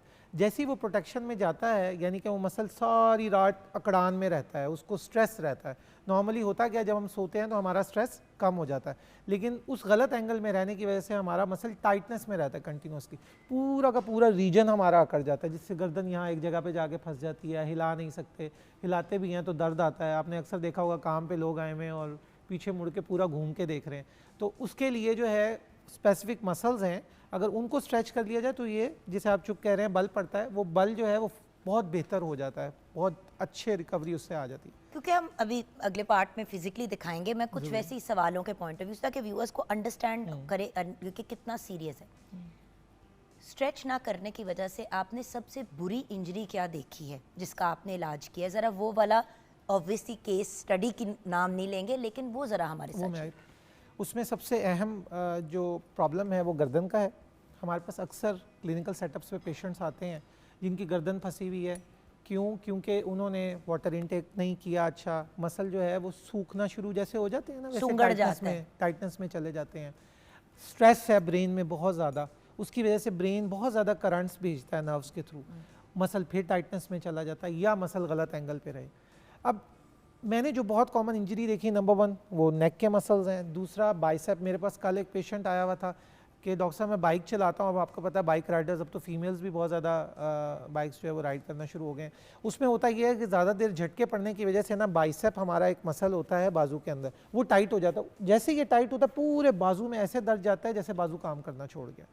फिर उसके बाद टांग के अंदर 2 मसल्स बहुत अहम हैं, जिसमें एक तो आपका पीछे थाई का बैक साइड का मसल, उसे हैमस्ट्रिंग कहते हैं। वो जब शॉर्ट हो जाता है तो लोगों को चलने में प्रॉब्लम ये आता है, टांग पूरी खुल नहीं रही होती। काफ का मसल, काफ में खिंचाव पैदा हो जाना, इतना खिंचाव पैदा हो जाता है कि पेशेंट या लोग, नॉर्मल लोग जैसे ही पाँव भी रखते हैं ज़मीन पे तो उनको बड़ी शदीद दर्द आती है। तो ये 4 रीजन्स ऐसे हैं जो कि मैंने बहुत कॉमन देखा जिनमें खिंचाव आ जाता है। एक और चीज़ यहाँ मैं ऐड करना चाहूँगा, कमर का बल, जो अब जैसे आपने कहा कमर में चुक पड़ जाती है, वो क्यों पड़ती है? अक्सर आपने देखा होगा लोगों की ये जो पेल्विस का एरिया है वो शिफ्ट हो गया पूरा। अच्छा, वो तो अब बिल्कुल 100% मैंने देखा हुआ है कि लोग एक्चुअली ऐसे खड़े होते हैं, एक्चुअली ऐसे खड़े होते हैं। नॉर्मली अगर आपकी बॉडी ऐसे होती है व्यूअर्स, तो उनका एक्चुअली जिस्म ऐसे हो चुका होता है और वो कंफर्टेबल ज्यादा ऐसे होते हैं। वो जब सीधा होने की कोशिश करते हैं तो चीखें निकल जाती हैं। मेरे अपने घर में भैया एक ऐसी खातून है, बच्ची है कि मैं रमज़ान ट्रांसमिशन कराची में कर रही हूँ, मुझे फ़ोन आता है उसका कोई middle of Ramzan, I think 15 या 16 रमज़ान को, कि आपी जी मैं घर जा रही हूँ। मैंने कहा क्या मतलब घर जा रही हूँ? बेटा आपको पता है मैं ट्रैवलिंग पे हूँ, हमारी बात हुई थी कि आप महीना। कहती आप ही मेरे से हिला नहीं जा रहा। मैंने कहा क्यों, क्या हुआ? कहती मेरी लक में चुक पड़ गई है। मैंने कहा बेटा चुक तो मुझे भी पड़ती है। अच्छा, मैंने उसको वीडियो कॉल की, उसका तो हाल बेहाल, उससे हिला नहीं जा रहा था। फिर वही उसकी फिजियोथेरेपी करवाई, थोड़ा सा वो करवाया, लेकिन कभी कभी उसकी वजह से नर्व भी पिंच हो जाती है। exactly. अच्छा, अब अगर किसी का पूरा लोअर बॉडी इस तरफ हो गई है तो वो किस तरह सीधी होगी? वो भी मस्कुलर टाइटनेस, मेजर उसका प्रॉब्लम यही है। उसमें 2 मसल जो है बहुत कॉमन एंगेज होते हैं। एक हमारी जो हिप का मसल है उसे हम पेरिफॉर्मस कहते हैं, वो अकड़ जाता है, एक उसके प्रॉब्लम बड़ा कॉमन प्रॉब्लम है। और दूसरा कमर के पीछे हमारी जो लो बैक है, लो बैक के पीछे इतना सा एक मसल है वो शॉर्ट हो जाता है। इन 2 मसल्स की वजह से उसे क्यूएल कहते हैं, कॉर्डेटस लंबोरम कहते हैं। ये 2 मसल जब अकड़ते हैं ना तो उसकी वजह से हमारी पूरी शिफ्ट आ जाती है पेल्विस की। हमें इन 2 मसल्स को प्राइमरीली ट्रीट करना होता है। जैसे ही ट्रीट करते हैं पेशेंट बेहतर हो जाता है। मेरे पास 4 दिन पहले एक पेशेंट चल रहा है अभी, ये हमें अब कल जो 3rd सेशन था, अभी पेशेंट का पॉस्चर तकरीबन ठीक हो गया है, कुछ 10-20% जो है सिम्टम्स रह गए हैं, बाकी सारे रिलीज़ हो गए। हमने इन्हीं तमाम चीज़ों को ट्रीट किया। सो मसल फ्लेक्सिबिलिटी जो है वो बहुत अहम है। अब क्या हर पेशेंट जो है वो खुद से सेल्फ स्ट्रेचिंग करे तो ठीक हो जाता है? तो नहीं, दिस इज नॉट बॉस। मैंने तो स्ट्रेचिंग की इंजरीज भी देखी हैं। एग्जैक्टली, मैंने तो स्ट्रेचिंग की इंजरीज देखी है। किसी एक बंदी ने अपना टेंडन टेयर कर लिया, टेंडन टेयर कर लिया। टेंडन कैसे टेयर कर सकते हो आप? खुद ही स्ट्रेच करते करते टेयर कर दिया। अब ये कैसे हो जाता है? हर बंदा स्ट्रेच करता है। टेंडन टेयर इसलिए हो जाता है कि आप ये समझ लें कि आपने एक टिश्यू का पेपर पकड़ा हुआ, टिश्यू पेपर को आप पुल करते हो, एक पॉइंट तक वो लूज होता है और उसके बाद वो टेयर हो जाता है। हमारा टेयर हो जाता है। हाँ, तो हमारा मसल भी ऐसे ही है, एक ख़ास पॉइंट तक उसमें इलास्टिसिटी रहती है और उसके बाद उसके अंदर टेयर आ जाता है। वो टेयर इसलिए होता है कि जहाँ मसल टेंडन के साथ जोड़ा है या टेंडन बोन के साथ जोड़ रही है, उस पॉइंट पे टेयर आ जाता है, और उस पॉइंट पे टेयर आने की सबसे बड़ी वजह फिर फ्लेक्सिबिलिटी का कम होना है। क्या हमारी फ्लेक्सिबिलिटी इसलिए भी कम हो रही है क्योंकि हमारा लाइफस्टाइल बहुत सेडेंट्री हो गया? सेडेंट्री से मुराद ये व्यूअर्स के हम लोग बैठ बैठ के सब कुछ करते हैं। देखिए मैं क्या, हम लोग प्रोग्राम जब स्टार्ट करते हैं तो मैं वॉक करते हुए आती हूँ, बैठ जाती हूँ, उसके बाद मेरी कोशिश होती है किचन में भी खड़ी रहूँ, ये भी करूँ, क्योंकि 2 घंटे बैठे रहने से मुझे मौत आती है। लेकिन मैं ऐसे लोगों लेकिन बहुत से लोग हैं जो ऑफिस जॉब करते हैं, वो कभी कभी 6 घंटे क्योंकि काम में बिजी हैं, उधर ही कॉफ़ी रखी, उधर खाना लगा हुआ, लगे हुए। तो क्या इसकी वजह से भी, क्योंकि पहले इस तरह नहीं होता था इतना, या शायद इसकी होता वजह था? से बहुत ज़्यादा कॉमन है। आपने बड़ी अहम जो है यहाँ चीज़ डिस्कस किया। हमारे पास अक्सर आईटी वर्कर्स, ऑफिस, आपको पता है ऑफिस जॉब बहुत बढ़ गई है, पहले इतनी नहीं होती थी, लोग बहुत ज़्यादा फिजिकल एक्टिविटीज़ करते थे, अब ड्राइविंग कर रहे हैं तो बहुत ज़्यादा लॉन्ग सिटिंग है, ऑफिस में बैठे, तो ये वाकई बहुत बड़ा फैक्टर है। सेडेंट्री लाइफस्टाइल हम इसको लेबल कर सकते हैं, बिकॉज ये एक फिजिकल स्ट्रेस है बॉडी के ऊपर जो कि ऐड होता जा रहा है, और बॉडी फिर अल्टीमेटली शॉर्ट हो जाती है, टाइटनेस इतनी हो जाती है, टांग सीधी नहीं करने का याद रहा, ऐसी पड़ी हुई है टांग, ऑफिस में काम किए जा रहे हैं, तो इस तरह मसल जो है वो शॉर्टनिंग में चला गया। यस, फ्लेक्सिबिलिटी मैंडेटरी है, और उसके लिए हर आधे घंटे के बाद अपने आप को जेंटल स्ट्रेच, जैसे आपने कहा ना इंजरी कर देते हैं स्ट्रेच से, वो बियॉन्ड द लिमिट्स चले जाते हैं। ओवर खींच लिया, किसी ऐसी वीडियो देखी जो कि प्रोफेशनल ने नहीं बनाई हुई, उसको फॉलो किया और खींच के इंजरी कर लिया, अक्सर पेशेंट्स आते हैं। मैंने आपसे ये बात ज़रूर करनी है क्योंकि फिर हमें ब्रेक की तरफ भी जाना है, एंड मैं फिजिकली चाहूँगी कि हम व्यूअर्स को करके दिखाएं। लेकिन भैया आज सबसे इम्पॉर्टेंट चीज़ ये कि स्ट्रेच कैसे करना है और कैसे नहीं करना, नहीं वाला बताना बहुत ज़रूरी है। लोगों को लगता है क्योंकि जिम में जब आप जाते हैं तो थोड़ा सा आप अपने आप को पुश करते हैं तो आपका जोर लगता है, तो लोग फिर स्ट्रेचिंग में भी ना जोर लगाने की कोशिश करते हैं। सो ये वाली चीज़ मुझे बहुत ज़्यादा कंसर्न भी करती है और बड़ी मायूब भी लगती है कि किस स्टेज पे आपने स्टॉप भी लगाना है। लोग स्टॉप नहीं लगाते हैं। अब जैसे कि शेफ़ अनम है किचन में, राइट, वो भी काम करती हैं, एक उनका सर्टन लाइफस्टाइल है। बड़ी दफ़ा ऐसा होता है कि अनम आपके साथ भी होता होगा कि आप अगर फॉर एग्जांपल एक्सरसाइज की है, जिम की है, ज़्यादा वॉक की है, अब जिसम अखड़ा हुआ है, हाँ। अगर किचन में स्टैंडिंग का काम है तो वो कितनी कितनी देर बाद स्ट्रेच करें? देखिए घर पे अगर खातून भी अगर काम कर रही है या वट कर रही है, कितनी कितनी देर, मतलब हर आधे घंटे बाद किस तरह स्ट्रेच करे बंदा? मतलब मुझे ये टाइम ज़रा बहुत शॉर्ट लग रहा है। अच्छा, हर आधे घंटे बाद इसलिए ज़रूरी है, उसमें बहुत ज़्यादा देर की नहीं करनी होती, 3-4 मिनट्स की फ्लेक्सिबिलिटी करनी है। आप ये देखें बहुत सारी बड़ी ऑर्गेनाइजेशंस हैं, जैसे आईटी कंपनीज़ हैं, उनमें उन्होंने एनवायरनमेंट ही ऐसा कर दिया कि ट्रेडमिल है, ट्रेडमिल के ऊपर लैपटॉप की प्लेसमेंट है, वो ट्रेडमिल कर रहे हैं, साथ में जो है काम किए जा रहे हैं, स्विमिंग कर रहे हैं, काम कर रहे हैं। तो ये मॉडिफिकेशन करने की रीज़न क्या बनी? उसकी रीज़न ही यही है कि आपने अपनी बॉडी को फंक्शनल रखना है। जब हम ज़्यादा देर एक जगह बैठ जाते हैं तो जैसे पानी खड़ा खड़ा खारा नहीं हो जाता, गंदा गदला हो जाता है, इस तरह हमारे बॉडी के अंदर, मसल्स के अंदर जो ब्लड फ्लो है उनमें भी यही प्रॉब्लम आता है कि न्यूट्रिशन कम हो जाती है, और न्यूट्रिशन ना होने की वजह से मसल में वो फटीग आना शुरू हो जाती है, वो खलियाँ पड़ना शुरू हो जाती हैं, या लेस फ्लेक्सिबिलिटी उसमें आना शुरू हो जाती है। बिल्कुल सही। तो अब ऐसा करते हैं कि हम ब्रेक की तरफ चलते हैं। जो हम बातें कह रहे हैं अब वो आपको फिजिकली डॉक्टर वसीम करके दिखाएंगे, बिकॉज व्यूअर्स सबसे बड़ा इशू हमारे माशरे में इस वक्त ये है कि हर बंदा यूट्यूबर है। मैं भी यूट्यूबर हूँ, मेरी भी अपना यूट्यूब चैनल है, लेकिन एंड ऑनेस्टली मैं भी शुरू में ना एक्सरसाइजेस वगैरह लोगों को करके दिखाती थी कि हाउ टू वर्कआउट। फिर डॉक्टर वसीम से जब मेरी 4-5 साल पहले मुलाकात हुई, डॉक्टर वसीम ने जब मुझे बताया कि कितने लोगों का नुकसान हो जाता है जब आप गलत एक्सरसाइजेस बताते हैं।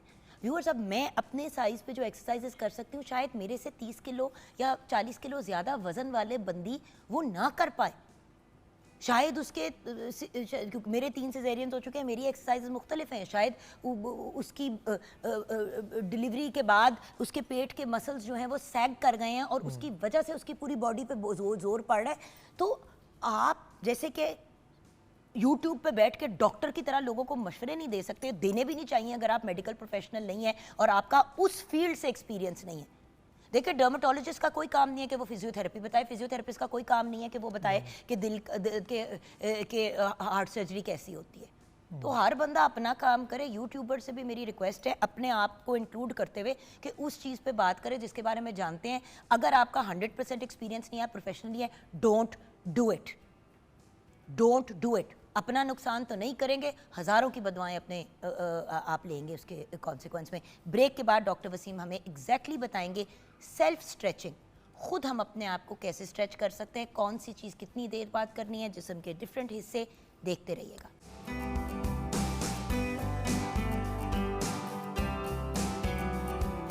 Welcome back. हमारी हो गई है अदला बदली, क्योंकि आपको पता है कि जब डॉक्टर वसीम सिखा रहे होते हैं तो मैं भी फ्रंट एंड सेंटर देखना चाहती हूँ। तो वसीम भाई जैसे कि कहते हैं ना, कुर्सी नहीं छोड़नी चाहिए, आपने छोड़ी आपकी कुर्सी में, आपकी बहन आके बैठ गई, लेकिन शुक्र है घर का ही बंदा बैठा है, आप वापस आ जाना। घर का बंदा इस पॉइंट ऑफ व्यू से व्यूअर्स की कितनी प्यारी बात है कि डॉक्टर वसीम हमारे प्रोग्राम पे जब आना शुरू हुए तो मैं कहती थी तकरीबन 10 साल का एक्सपीरियंस, और माशाल्लाह हमारे साथ 5 साल गुजर गए हैं प्रोग्राम करते हुए, तो literally he is like family. And doctor साहब, आपने जितने लोगों का इलाज किया है, मैं आपको सलाम पेश करती हूँ। आपने लोगों की बड़ी तकलीफ़ों से उनको निजात पहुँचाई है, और कितनी बड़ी बात है, लोगों के लिए इतनी बड़ी आसानी पैदा करते हैं। तो अब self stretching, over to you boss. I am your student, I am learning. सबसे पहले नेक की बात करते हैं। नेक में बल पड़ गया, उसके लिए क्या पोजीशन होनी चाहिए, किस तरह आपने स्टार्ट करना है स्ट्रेच। आपने चेयर पे बैठ जाना है, और चेयर पे बैठने के बाद आपकी पोजीशन ऐसी होनी चाहिए कि आपकी बैक सपोर्टेड हो। अभी चूँकि ये बेड है, बेड के ऊपर मैं आपको करके दिखा रहा हूँ, बैक सपोर्टेड हो, बैक स्ट्रेट हो। सेकेंडली मैं वसीम भाई आपको चेयर ला देती हूँ। हाँ, हम देखिए व्यूअर्स, हमारा ऑब्जेक्टिव है टू लर्न। अगर हमारा सेट इतना प्यारा और फैंसी नहीं लगता उसके दौरान, कोई मसला नहीं है। हमारे लिए इम्पोर्टेंट है कि हम चीज़ सिखाएं जो हमारा गोल है। जी भैया, आपको जिस चीज़ की ज़रूरत है मुझे बताते जाए। अभी आपको नज़र आ रहा होगा मेरी बैक बिल्कुल फिक्स्ड है। इस पोजीशन में आपने बैठना है। बैठने के बाद आपने हमारी नेक के मसल्स के लिए, जिसमें पहला मसल ये नेक की बैक साइड पे होता है, मैं नाम नहीं लेता ताकि कन्फ्यूजन ना हो, लेकिन आप देखते जाएं किन किन एंगल्स पे हमने ये काम करना है। आपने अपनी आइज़ को आर्म पिट की तरफ लेके जाना है, अपने बगल की तरफ लेके जाना है, इस तरह से नीचे देख लिया। फिर आपने अपना एक हाथ जिस तरफ आप मूव कर रहे हैं, सेम हैंड, फॉर एग्जांपल आप राइट साइड पे मूव कर रहे हैं तो राइट साइड का ही हाथ आपने रखना है अपने सर के ऊपर। रखने के बाद आर्म पिट की तरफ देखना है और इसको पुल करना है। अच्छा, अभी बहुत अच्छी बात की जुगन ने कि बहुत इम्पैक्ट होता है बॉडी वेट का। फॉर एग्जांपल मेरा बाजू जो है वो 5 kg का है, 10 kg का है, इसका इम्पैक्ट होता है हमारे मसल्स के ऊपर। इन द सेम वे हमने स्ट्रेच कितना करना है, हमने स्ट्रेच इतना करना है कि हमें एक फ़ील आ जाए स्ट्रेच की, फ़ील इतनी आए स्ट्रेच की कि जिसमें यह फ़ील हो कि आपको खिंचाव पैदा हो रहा है। इसका बिल्कुल भी मकसद नहीं है कि आपको कहीं दर्द हो स्ट्रेच करते हुए। अगर आप बहुत ज़्यादा खींचेंगे तो फिर मसल टूटने का ख़तरा है। सो आपने इतना खींचना है कि आपको बस एक फ़ील आए कि स्ट्रेच आ रहा है और सुकून मिल रहा है। अब मैं आपको करके दिखाने लगा हूँ। इस पोजीशन को मेंटेन करना है, आर्म पिट की तरफ देखते हुए 15 सेकंड्स मिनिमम हमने होल्ड करके रखना है। अब भैया आपको मैं डिफरेंस बताती हूँ। लोग क्या स्ट्रेच बताते हैं, ऐसे पकड़ के ऐसे खींचो, मैंने देखा हुआ है ऑनलाइन। व्यूअर्स इतनी आप सोचे कि सर को पकड़े ऐसे और उसको खींचे इस तरफ के, अच्छा जी इसको इस तरह करे और उसको पुश कर। लोग इतने गलत स्ट्रेचिंग ऑनलाइन सिखाते हैं। और जो वेट की बात की ना भैया, यहाँ पे व्यूअर्स हम फैट शेमिंग नहीं कर रहे हैं, लेकिन एक बार वसीम भाई की बात गौर से सुन लीजिएगा। अब वसीम भाई माशाल्लाह एक प्रोफेशनल है, अल्हम्दुलिल्लाह बहुत अच्छे पैसे कमाते हैं, उनकी बड़ा अच्छा काम जा रहा है। कभी मैंने इस आदमी को अपना वेट एक सर्टन अमाउंट से ज़्यादा नहीं होने दिया। अब आप खुद बताएं भैया कि वेट की वजह से हमारे स्केलेटल सिस्टम के साथ होता क्या है। जिस्म की ज़रूरत से ज़्यादा वेट, कोई नहीं कह रहा कि सूख सड़ जाए, कोई नहीं कह रहा तीली बन जाए, लेकिन अपने ढांचे को पे भी तो तर्स वो वाली बात समझा दे, फिर बाकी का बताइएगा। जब वेट हमारा BMI हम मेडिकल में एक टर्म यूज़ करते हैं, हमारा वेट बढ़ गया, फैट मास बहुत ज़्यादा ऐड हो गया, तो हमारा मसल मास जो है ना उसका जो मसल के टिश्यूज़ हैं उनका नंबर कम हो जाता है। और उसकी वजह से जब हम बहुत ज़्यादा ज़ोर लगाने की कोशिश करते हैं, मसल चूँकि इतना स्टेबल नहीं होता, इतना मजबूत नहीं होता, फिर टूटता है। तो आपका अगर वेट ज़्यादा है, अगर फैटी हुई है बॉडी, तो आपने वरी नहीं करना। इसके लिए कोशिश ये करनी है कि आपने जेंटल लो फोर्स रखनी है। मैं हमेशा कहता हूँ इतनी फोर्स रखें जिसमें आपको ये फील हो कि आप आंख पे जितना प्रेशर दे रहे हैं ना, उतनी ही फोर्स से आपने अपनी बॉडी को लोड देना है, बहुत ज़्यादा खींचना नहीं है। अब मैं आपको 3 नेक की बेस्ट एक्सरसाइजेज बताने जा रहा हूँ, वो नोट कीजिए। आपने आर्मपिट की तरफ देखा, होल्ड करके रखा, 15 सेकंड्स के लिए आपने होल्ड करके रखना है। आपको मेरे ऑपोजिट शोल्डर लेफ्ट साइड का टेढ़ा नहीं नज़र आ रहा, मैं बिल्कुल सीधा बैठा हुआ हूँ।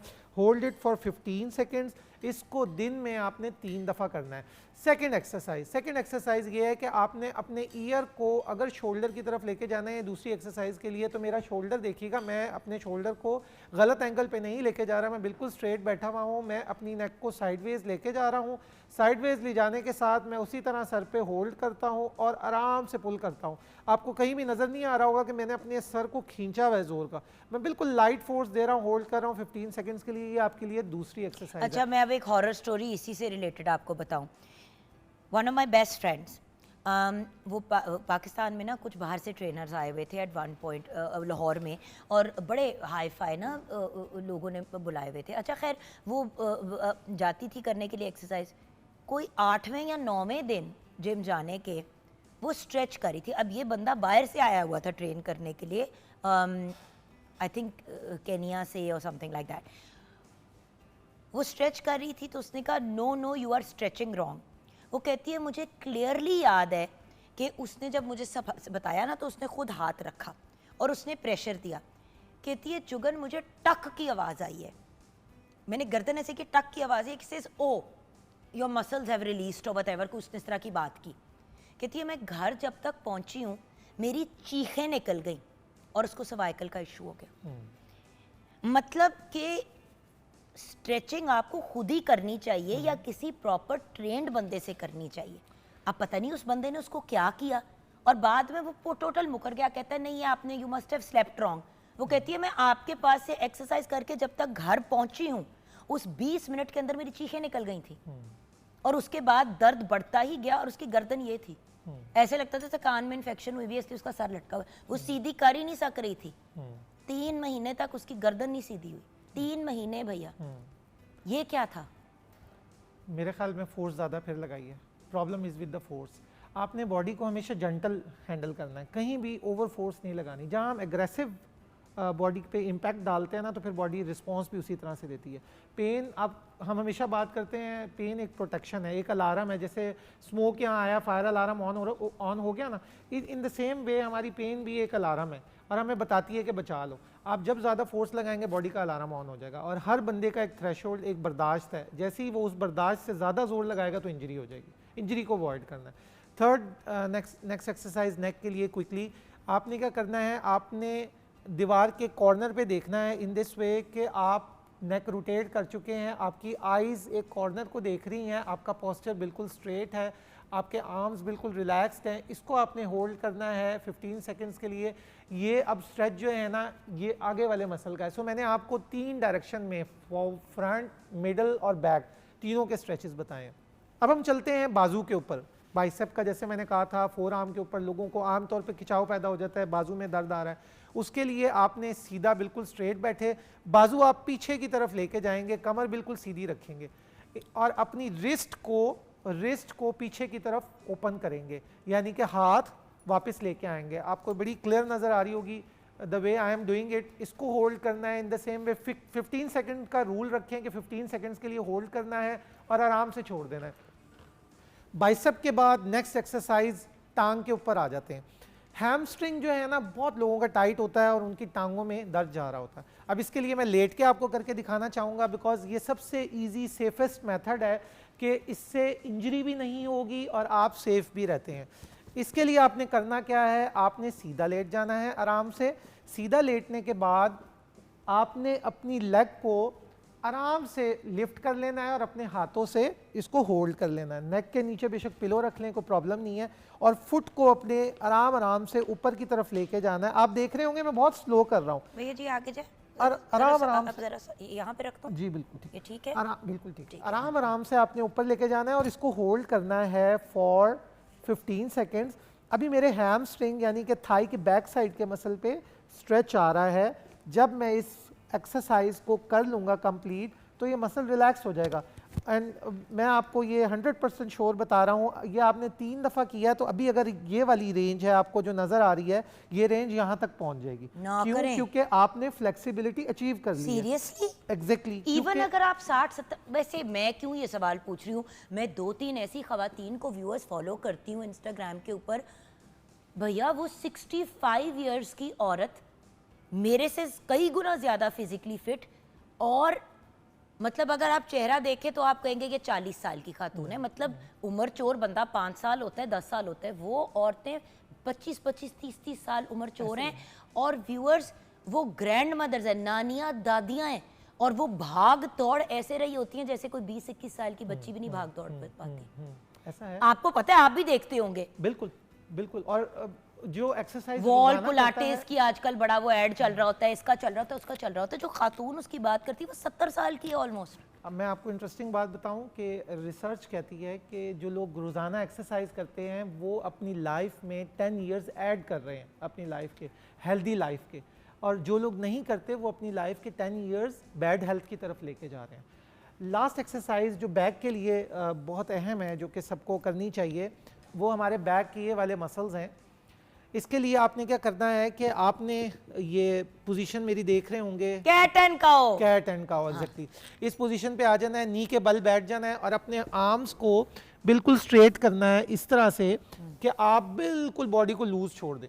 उससे फायदा ये होगा कि आपके जो ये वाला बैक का मसल है और हमारा एक बड़ा मसल होता है जो पूरा बाजू से आ रहा है, वो रिलैक्स हो जाता है। ये मैं आप करके दिखा रहा हूँ 15 सेकंड्स के लिए, उसी तरह होल्ड करेंगे और आप ये एक्सरसाइज करेंगे। व्यूअर्स, आपको ये लग फनी रहा होगा, मगर आप एक लम्हे के लिए सोचें, लेकिन सजदे में जब हम जाते हैं, मैं आपको एक बात बताऊं व्यूअर्स, ये वैसे पते की बात है, जो लोग 5 वक्त नमाज पढ़ते हैं ना, उनकी दिन में 5 दफ़ा नेचुरल स्ट्रेचिंग हो जाती है। 100%। अल्लाह ताला के आप देखें निज़ाम को और काम को, कि जो फ़र्ज़ भी हम पे चीज़ें की वो हमारी ही आसानी के लिए।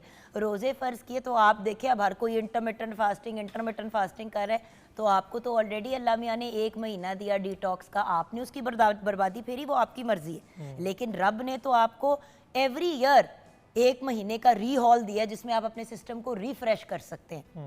आप नमाज दिन में 5 दफ़ा पढ़ें, बहुत सी इसमें से मामलात निकल जाते हैं। ऑब्वियसली जो स्ट्रेचिंग्स हैं वो तो करनी है। और कोई चीज़ बतानी है? वरना क्विकली, नमाज का आपने बहुत अच्छा डिस्कस किया। एक इस जगह इसके लिए नमाज के साथ ही बताना चाहूँगा। नहीं, क्योंकि मैंने, हाँ, नमाज वाली बात पे, क्योंकि ये वाला जो एरिया होता है ना भैया, मैं क्योंकि फ्लैट फुटेड हूँ, मुझे बड़े बुरे यहाँ पे पेन होती है, मेरी बेटी को भी होती है, मेरे बच्चों को भी होती है, क्योंकि उनके भी पाँव फ्लैट ये मैं आपको बताता हूँ बिल्कुल। तो ये भी एक बता दे, क्योंकि ये बड़ी तकलीफ क्विकली, नमाज में जब हम रुकू करते हैं ना, तो ये थाई के बैक साइड के मसल्स स्ट्रेच हो जाते हैं। ठीक है। जब हम अत्तहियात में बैठते हैं नमाज में, तो हमारे थाई के आगे वाले मसल स्ट्रेच हो जाते हैं। और अत्तहियात में नॉर्मली देखा होगा कि एक राइट पाँव जो है वो नॉर्मली बेंड करके बैठना होता है, तो उससे सारा काफ स्ट्रेच हो जाता है। तो नमाज no doubt one of the best exercises. सलाम फेरते हैं तो पूरी नेक के मसल्स जो है वो स्ट्रेच हो जाते हैं। अच्छा, काफ के लिए मैं उसमें बताना चाहूँगा कि जो बेस्ट एक्सरसाइज है काफ को स्ट्रेच करने के लिए, आपने इस एंगल पे चले जाना है, यानी कि वॉकिंग पोजीशन पे चले जाना है, बॉडी को इस तरह से अलाइन करना है कि आपका बैलेंस भी रहे। ये ओल्ड एज पीपल के लिए ख्याल रखना है इस चीज़ का कि उन्होंने किसी सपोर्ट के पास खड़े होना है। नॉर्मली मैंने देखा है 60 इयर्स पे लोग आते हैं पाकिस्तान में तो अनस्टेबल होना शुरू हो जाते हैं। बहुत 60 इयर्स कोई एज नहीं होती। अनस्टेबल 80 साल की उम्र से पहले अगर कोई हो रहा है तो वो अपनी जात से ज्यादती कर रहा है। मैं आपको आज ये चैलेंज देती हूँ व्यूअर्स, मैं मीडिया में रहूँ ना रहूँ वो एक मुख्तलिफ बात है, 20 साल 30 साल बाद भी इस आदमी को देखना, डॉक्टर वसीम को, भाग दौड़ा होगा, ये मैं आपको गारंटी के साथ व्यूअर्स कह सकती हूँ। हमारा काम है ना हर वक्त पेशेंट काम के अलावा देखिए बड़े डॉक्टर्स हैं, वो आपको वेट लॉस का बता रहे होते हैं, अपने पेट निकले होते हैं। आप वो वाहिद बंदा है जो अपनी जो बात कहते हैं वो आप जी के दिखाते हैं। जी, तो फाइनली बात अच्छा, को कंक्लूड इसमें पोजीशन ये कर दी है, चूंकि ये एंगल है, टेस्ट भी है कि लोगों का बैलेंस अच्छा है कि नहीं है, वो खड़े हो सकते हैं कि नहीं हो सकते। उसके लिए जो है ना आपने पोजीशन ये बना लेनी है कि आपने अपने काफ को स्ट्रेच देना है। मेरा लेफ्ट काफ स्ट्रेच हो रहा है, मेरा राइट नी बेंड हो रहा है। अगर आप इस पोजीशन को मेंटेन करते हैं फॉर 15 सेकंड, खिंच पड़ती है ना, हाँ खिंच पड़ती है, पीछे भी पड़ती है और थोड़ी फ्रंट पे भी पड़ती है। फ्रंट पे इसलिए पड़ रही है कि हम चूंकि लोड डाल रहे हैं, अगर हम सपोर्ट ले लेंगे जैसे लेकिन खिंच पीछे पड़ रही है, एग्जैक्टली स्ट्रेच काफ पे आएगा। आप इसको होल्ड करके रखें 15 सेकंड, अच्छा स्ट्रेच आता है। और ये भी अगर आप 3 टाइम्स अ डे रोजाना कर लें तो ये हाई नहीं होगा, फ्लेक्सिबल रहेंगे। अच्छा, तो ये हमारा व्यूअर्स देखिए, पाँव नीचे आया, ये पाँव आगे गया और ये, ताकि पीछे लोग क्या करते हैं वो सामने को स्ट्रेच, राइट भैया? बिल्कुल सही। इसमें मेरी रिक्वेस्ट है कि अगर आप इस पे हाथ रख लें, हाँ जी, हाँ ऐसे रख लो, हाँ, तो अब आप बड़ा कंफर्टेबल हो गए होंगे पोजीशन में। अच्छा, और इसको मेंटेन करना। स्ट्रेच में और तकलीफ में फ़र्क है। अभी मेरा स्ट्रेच, अब व्यूअर्स देखें, ये मेरी प्रॉब्लम है, इसीलिए मैं आपको ऑन एयर करके दिखा रही हूँ।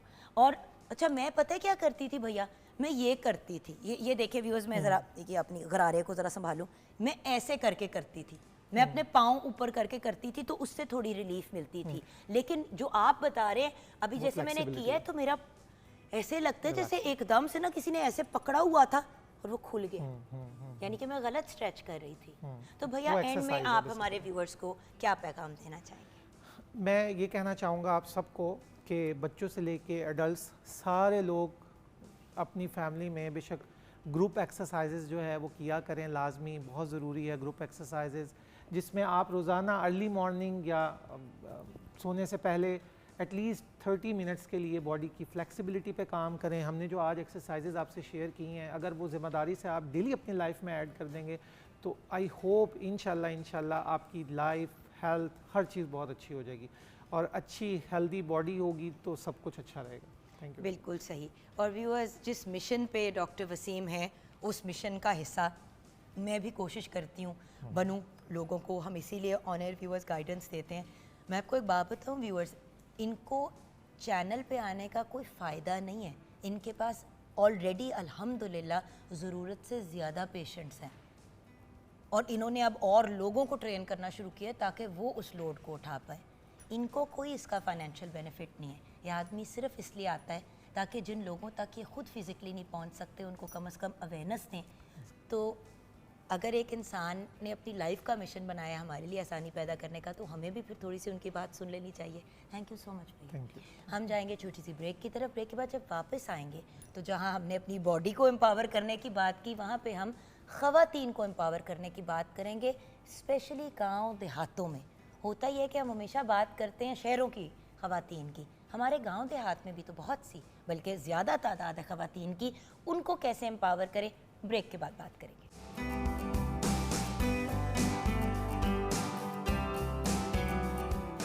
जी हाँ viewers, welcome back from the break.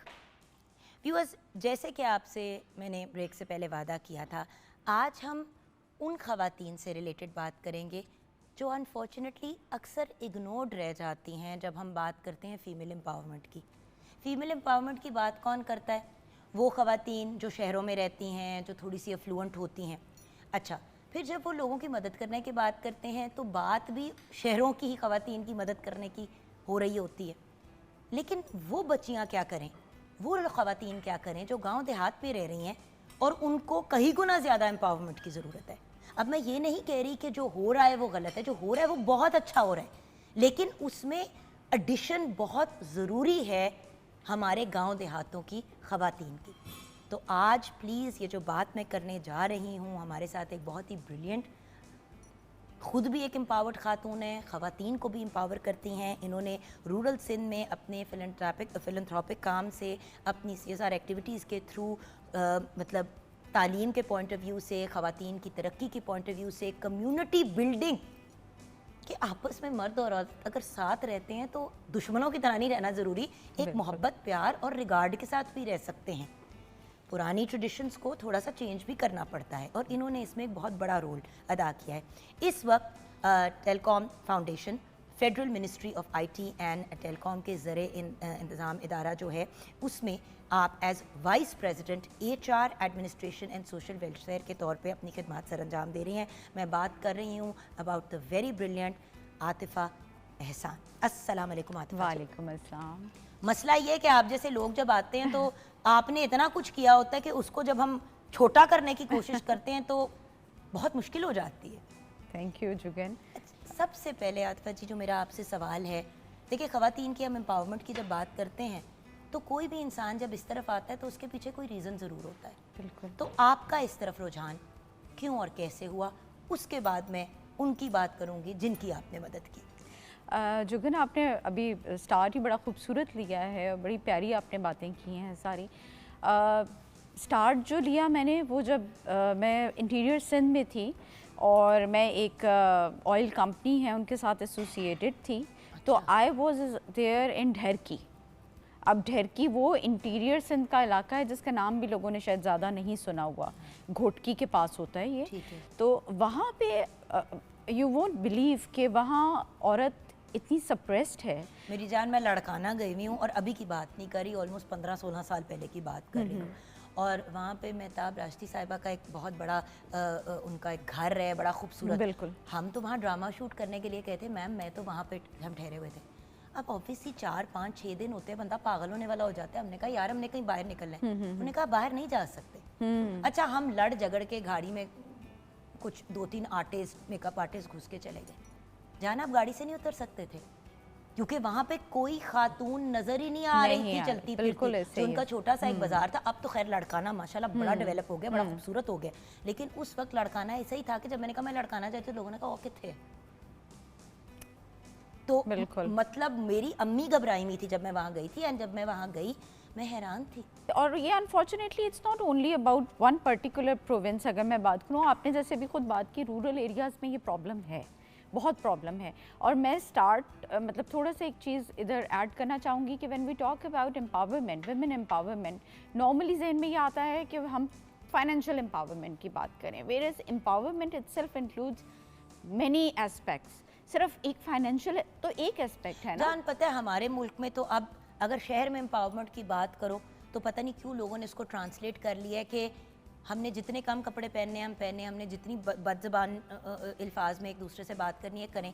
मुझे अक्सर लोग कहते हैं तुम क्यों नहीं खड़ी होती। ओ भाई, अगर एम्पावरमेंट का मतलब है कि मैं अपने मर्दों को बुरा भला कहूँ, तो मेरे घर में एक मियाँ है, मेरा एक बाप था, अल्लाह को जन्नत नसीब करे, मेरे अपने बेटे हैं, तो इसका मतलब है कि मैं मर्दों से नफरत करूं। तो एम्पावरमेंट को पता नहीं क्यों पैसे और नफरत से कनेक्ट कर। बिल्कुल, अब बिल्कुल ठीक बात आपने कही कि इसका इतना गलत एक दे दिया, एक परसेप्शन हमारी बन गई है कि if a female is empowered इसका मतलब है वो बागी है, उसने सबको बुरा भला कहना है, उसने मर्दों के खिलाफ होना है। मैम सामने बैठी हुई है, ये आपको कहाँ से बागी लग रही हैं? आप एक एम्पावर्ड खातून है और आप लोगों को भी एम्पावर कर रही हैं। अल्हम्दुलिल्लाह जी, बिल्कुल। I understand as a woman कि हर इंसान का जी चाहता है कि यार मेरी भी आवाज सुन लो। बिल्कुल। और फिर बंदा कभी कभी तंग आके भी कुछ ऐसी चीजें करता है कि अच्छा फिर हम ये भी करेंगे। बिल्कुल बिल्कुल। तो हम ये चाहते हैं कि किसी को तंग करने के बजाय हम उनको वो सब मौके प्रोवाइड करें जो किसी शहर की औरत को भी प्रोवाइडेड है या उसके लगभग। Absolutely, absolutely. तो आप फिर क्यों आई? मैंने जुगन जब अपने इर्द गिर्द देखा ना, और वो ये जो घर में जिस तरह हाउस हेल्प होती हैं, मेड्स होती हैं, उनकी स्टोरीज सुन के मतलब मैं यहाँ पे बयान नहीं कर सकती कि they were not even allowed to take shower. Would you believe कि उस चीज़ पे भी उन पे पाबंदी होती थी कि आप क्यों नहाना चाहती हो, क्यों साफ रहना चाहती हो, क्या रीज़न है इसकी, तेरे बाल क्यों गीले हैं? जी। तो मतलब ऐसी बहुत सी चीज़ें हैं जो यू विल अंडरस्टैंड, मतलब बीइंग अ फीमेल के। वापस आई कनाडा से होके तो that was the first time जब मैं खुद स्टाफ रख रही थी। पहले तो मामा के होते थे और घर के, तो ऑब्वियसली वो लोग घर के बच्चों से तो नहीं बात करते। मैं यूनिवर्सिटी से जब कनाडा से वापस आई, मेरी जान, मैं सकते में यही प्रॉब्लम है जुगन कि हम एम्पावर जब औरत को करना चाहते हैं तो हम ये नहीं समझते कि the empowerment comes with education. सबसे पहला जो हक है उसको उसकी तालीम का दो और एम्पावर करो। उसके बाद उसको उसकी अपनी डिसीजंस लेने दो, उसको सोचने का इख्तियार दो, घर में उसकी से हो। पैसा तो एक एलिमेंट है, हम समझते हैं कि पैसा इज़ एवरीथिंग। कितनी औरतें आपने भी अपनी लाइफ में देखी होंगी जो जॉब तो करती हैं लेकिन घर में उनकी कोई से नहीं होती। जान, मैंने मतलब करोड़पति खवातीन देखी हैं जिनको अपने घर से बाहर निकलने की इजाज़त नहीं। तो सी उनके पास पैसा बहुत है, उनके मियाँ उनको चीज़ें दे देते हैं, लेकिन घर से नहीं वो बाहर निकल सकते। और उनकी कोई से नहीं होगी। से क्या, अब उनको तो हफ्ते में एक दफ़ा मियाँ ने आके हेलो हाय कह लिया, निकल गए। मतलब ऐसी अजीबो गरीब सिचुएशंस होती हैं जो दुनिया में मैंने कहीं नहीं देखी। ऐसे ही है। तो बस आप जो मुझसे पूछ रही थी कि मैंने कैसे स्टार्ट लिया, जब मैंने वहाँ इंटीरियर सिंध में देखा कि औरत पे इतना जुल्म और इतना पिस रही है। अच्छा, एक अनफॉर्चुनेटली एक ये भी चीज़ है, अगेन मैं उसको किसी सूबे के साथ कनेक्ट नहीं करूँगी। आई एम श्योर कि मोस्टली रूरल एरियाज़ में ये होगा, कहीं पे कम है कहीं पे ज़्यादा है। अफ्रीका में भी, अफ्रीका में भी बहुत सी ऐसी जगहें हैं जहाँ पे ऐसी चीज़ें होती हैं। There are places in Bosnia where this happens as well. So ये सिर्फ पाकिस्तान रिलेटेड इशू नहीं है, हाँ, ये बिल्कुल इंटरनेशनल लेवल पे भी International level रिलेटेड पे, है। बिल्कुल ऐसे ही है। जी। तो वहाँ पे मैंने जब ये चीज़ देखी कि उधर मर्द मोस्टली जो है वो या तो नशा करता है या घर में होता है और औरत को भेज देता है कि तुम कमा कर लाओ। अच्छा, वो कमा कर तो लाती है, but again unfortunately she is not empowered, although she is earning. वो ला के उसके हाथ में रखती है और वो उसको डिवाइड करता है कि इतना खाने पे लगना है, बाकी मेरे नशे पे लगना है। और जब वो उसको नहीं देती तो वो मार पीट, एक जो यूजुअल स्टोरी आपने भी सुनी हुई होगी कि मोस्टली ये बड़ी कॉमन है जहाँ पाकिस्तान मार में। पीट के अलावा मार भी तो देते हैं, सही बात है। तेज़ाब डाल के जला दिया, मिट्टी का तेल।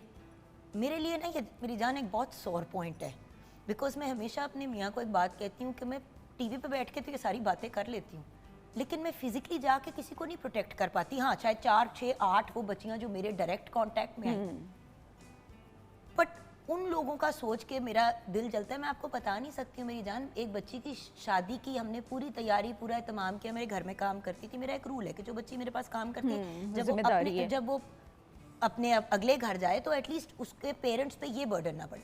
सब कुछ कर करा के मैनेज करके कर दिया। मोटरसाइकिल क्यों नहीं दी उस पे, वो आदमी निकाह से उठा और चला गया। टेरिबल। और बदनामी किसकी हुई? उस बच्ची की। उसकी माँ बाप की, ऑब्वियसली। तो ये और वही मुझे तो चीज़ पता है ही ना। नहीं था कि उन्होंने, उनकी डिमांड है मोटरसाइकिल। उन्होंने कहा कि भाई हमारी तो जिधर भी हमने शादियां अपने लड़कों की हैं उधर से गाड़ी या मोटरसाइकिल तो आई थी। तो मतलब देखें, घर का बेटा सारा बेच रहे हैं सामान अपना। कर दिया, फ्रिज कर दिया, एक माइक्रोवेव तक ले दिया, सब कुछ ले दिया। ये मैं बात कर रही हूँ कोई 15 साल पुरानी। तो औरत की अपनी कोई बाइक वर्थ क्यों नहीं नहीं दी? है। औरत मतलब वो आपको अपनी बेटी दे रहे हैं, उसकी कोई वर्थ नहीं है। बेसिकली आप हमें कितना सामान देंगे उस पे हम आपकी बेटी अपने गले लटका लेंगे। सोचिए। सोचिए, बिल्कुल सही कह रही हैं, सोचिए। तो उस लड़की को क्यों बोझ बनने दिया माँ बाप ने? तो जान फिर आपने किया क्या सिंध में? सिंध में मैंने ये किया कि मैंने सबसे पहले तो इंटीरियर सिंध में विज़िट किया और वहाँ के जितने रिमोट एरियाज़ थे वहाँ पे मैंने देखा जुगन उधर ना औरत बड़ी टैलेंटेड है। आपने भी पैच वर्क का सुना होगा, रली का काम जो होता हाँ, है, क्या तो हंसी। That's so beautiful. और वो वहाँ पे उनसे लिटरली पेनीज में वो ख़रीद के, तो यहाँ पे आप देखें कितना एक्सपेंसिव बिकता है, हम सब लेते हैं उसको। और व्यूअर्स, जब आप पेनीज की बात करें ना, पेनी भी महंगी है। 100 रुपए दे दिया और सारा दिन गधे की तरह काम कराया। और बड़ा इसमें वक्त वो लगता है, और patch work is very maximum difficult. यानी कि 3000 रुपए आपने महीने के कमा लिए और आपके हाथ रह गए, आपकी आंखें आंखें रह रह गई, गईं। आपकी कमर रह गई। बिल्कुल ऐसा ही है, एब्सोल्युटली उतना ही मुश्किल है जितना कालीन बनाने का काम है। बिल्कुल ऐसे। पैच वर्क है ना, बहुत डिफिकल्ट है और उसमें बड़ा बारीक धागा आपको रिक्वायर्ड होता है। तो they are these the women over there are very talented माशाल्लाह। तो मैंने ये किया कि वहाँ पे मैंने 3 वोकेशनल सेंटर सेटअप किए थे। इस तरह सेटअप किए थे कि मैंने उधर इर्द गिर्द जाके देखा कि जो मस्जिद है वहाँ की, क्योंकि वहाँ उन एरियाज़ में मस्जिद is to be considered the most safe point.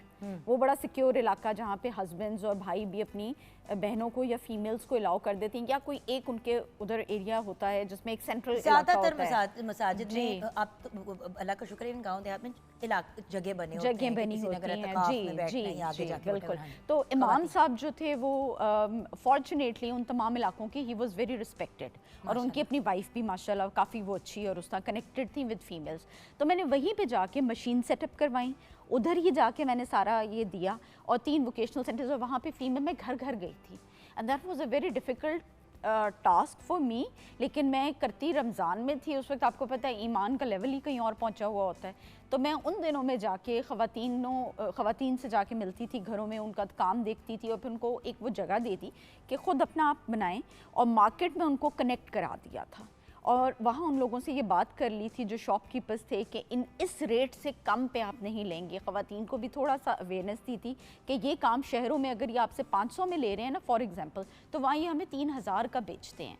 तो एक प्रॉफिट भी करने का, बिल्ड करने का एक मार्जिन होता है। ये नहीं कि आप चीज़ दें और वो उसको 200% या 250% अबव करके बेचें, तो दैट इज़ रॉन्ग। तो ये किया, एम्पावर किया, थोड़ा उनको मोटिवेशनल वो एक दी, एक इंटरेक्शंस उनसे की, और वो वोकेशनल सेंटर्स जो थे वो सेटअप किया। दूसरी चीज़ जो की थी मैंने वो ये की थी कि जब मैं वहाँ गोठा गांव में गई जुगन, तो बहुत से ऐसे इलाके थे, आप देखिए बेसिक नेसेसिटीज़ नहीं है उनके पास, they are living below poverty line. साफ़ पीने का पानी नहीं था। मीलों मील औरतें शदीद गर्मी में वॉक करके जाती हैं और वो जो घड़े हैं वो उठा के लाती हैं, और वो भरती हैं। पानी भी व्यूअर साफ नहीं होता। और कुछ तो ऐसे केसेस होते हैं कि जिस्म में कीड़े उगने शुरू हो जाते हैं। वो भी आपने केस सुना होगा कि एक बिल्कुल। सोटी पकड़ के ऐसे करके उस कीड़े को पकड़ के फिर ऐसे घुमा घुमा के निकालते थे ताकि वो पूरा का पूरा निकल जाए। अगर वो टूट गया, जिस्म में जहर फैल गया, आप मर गए।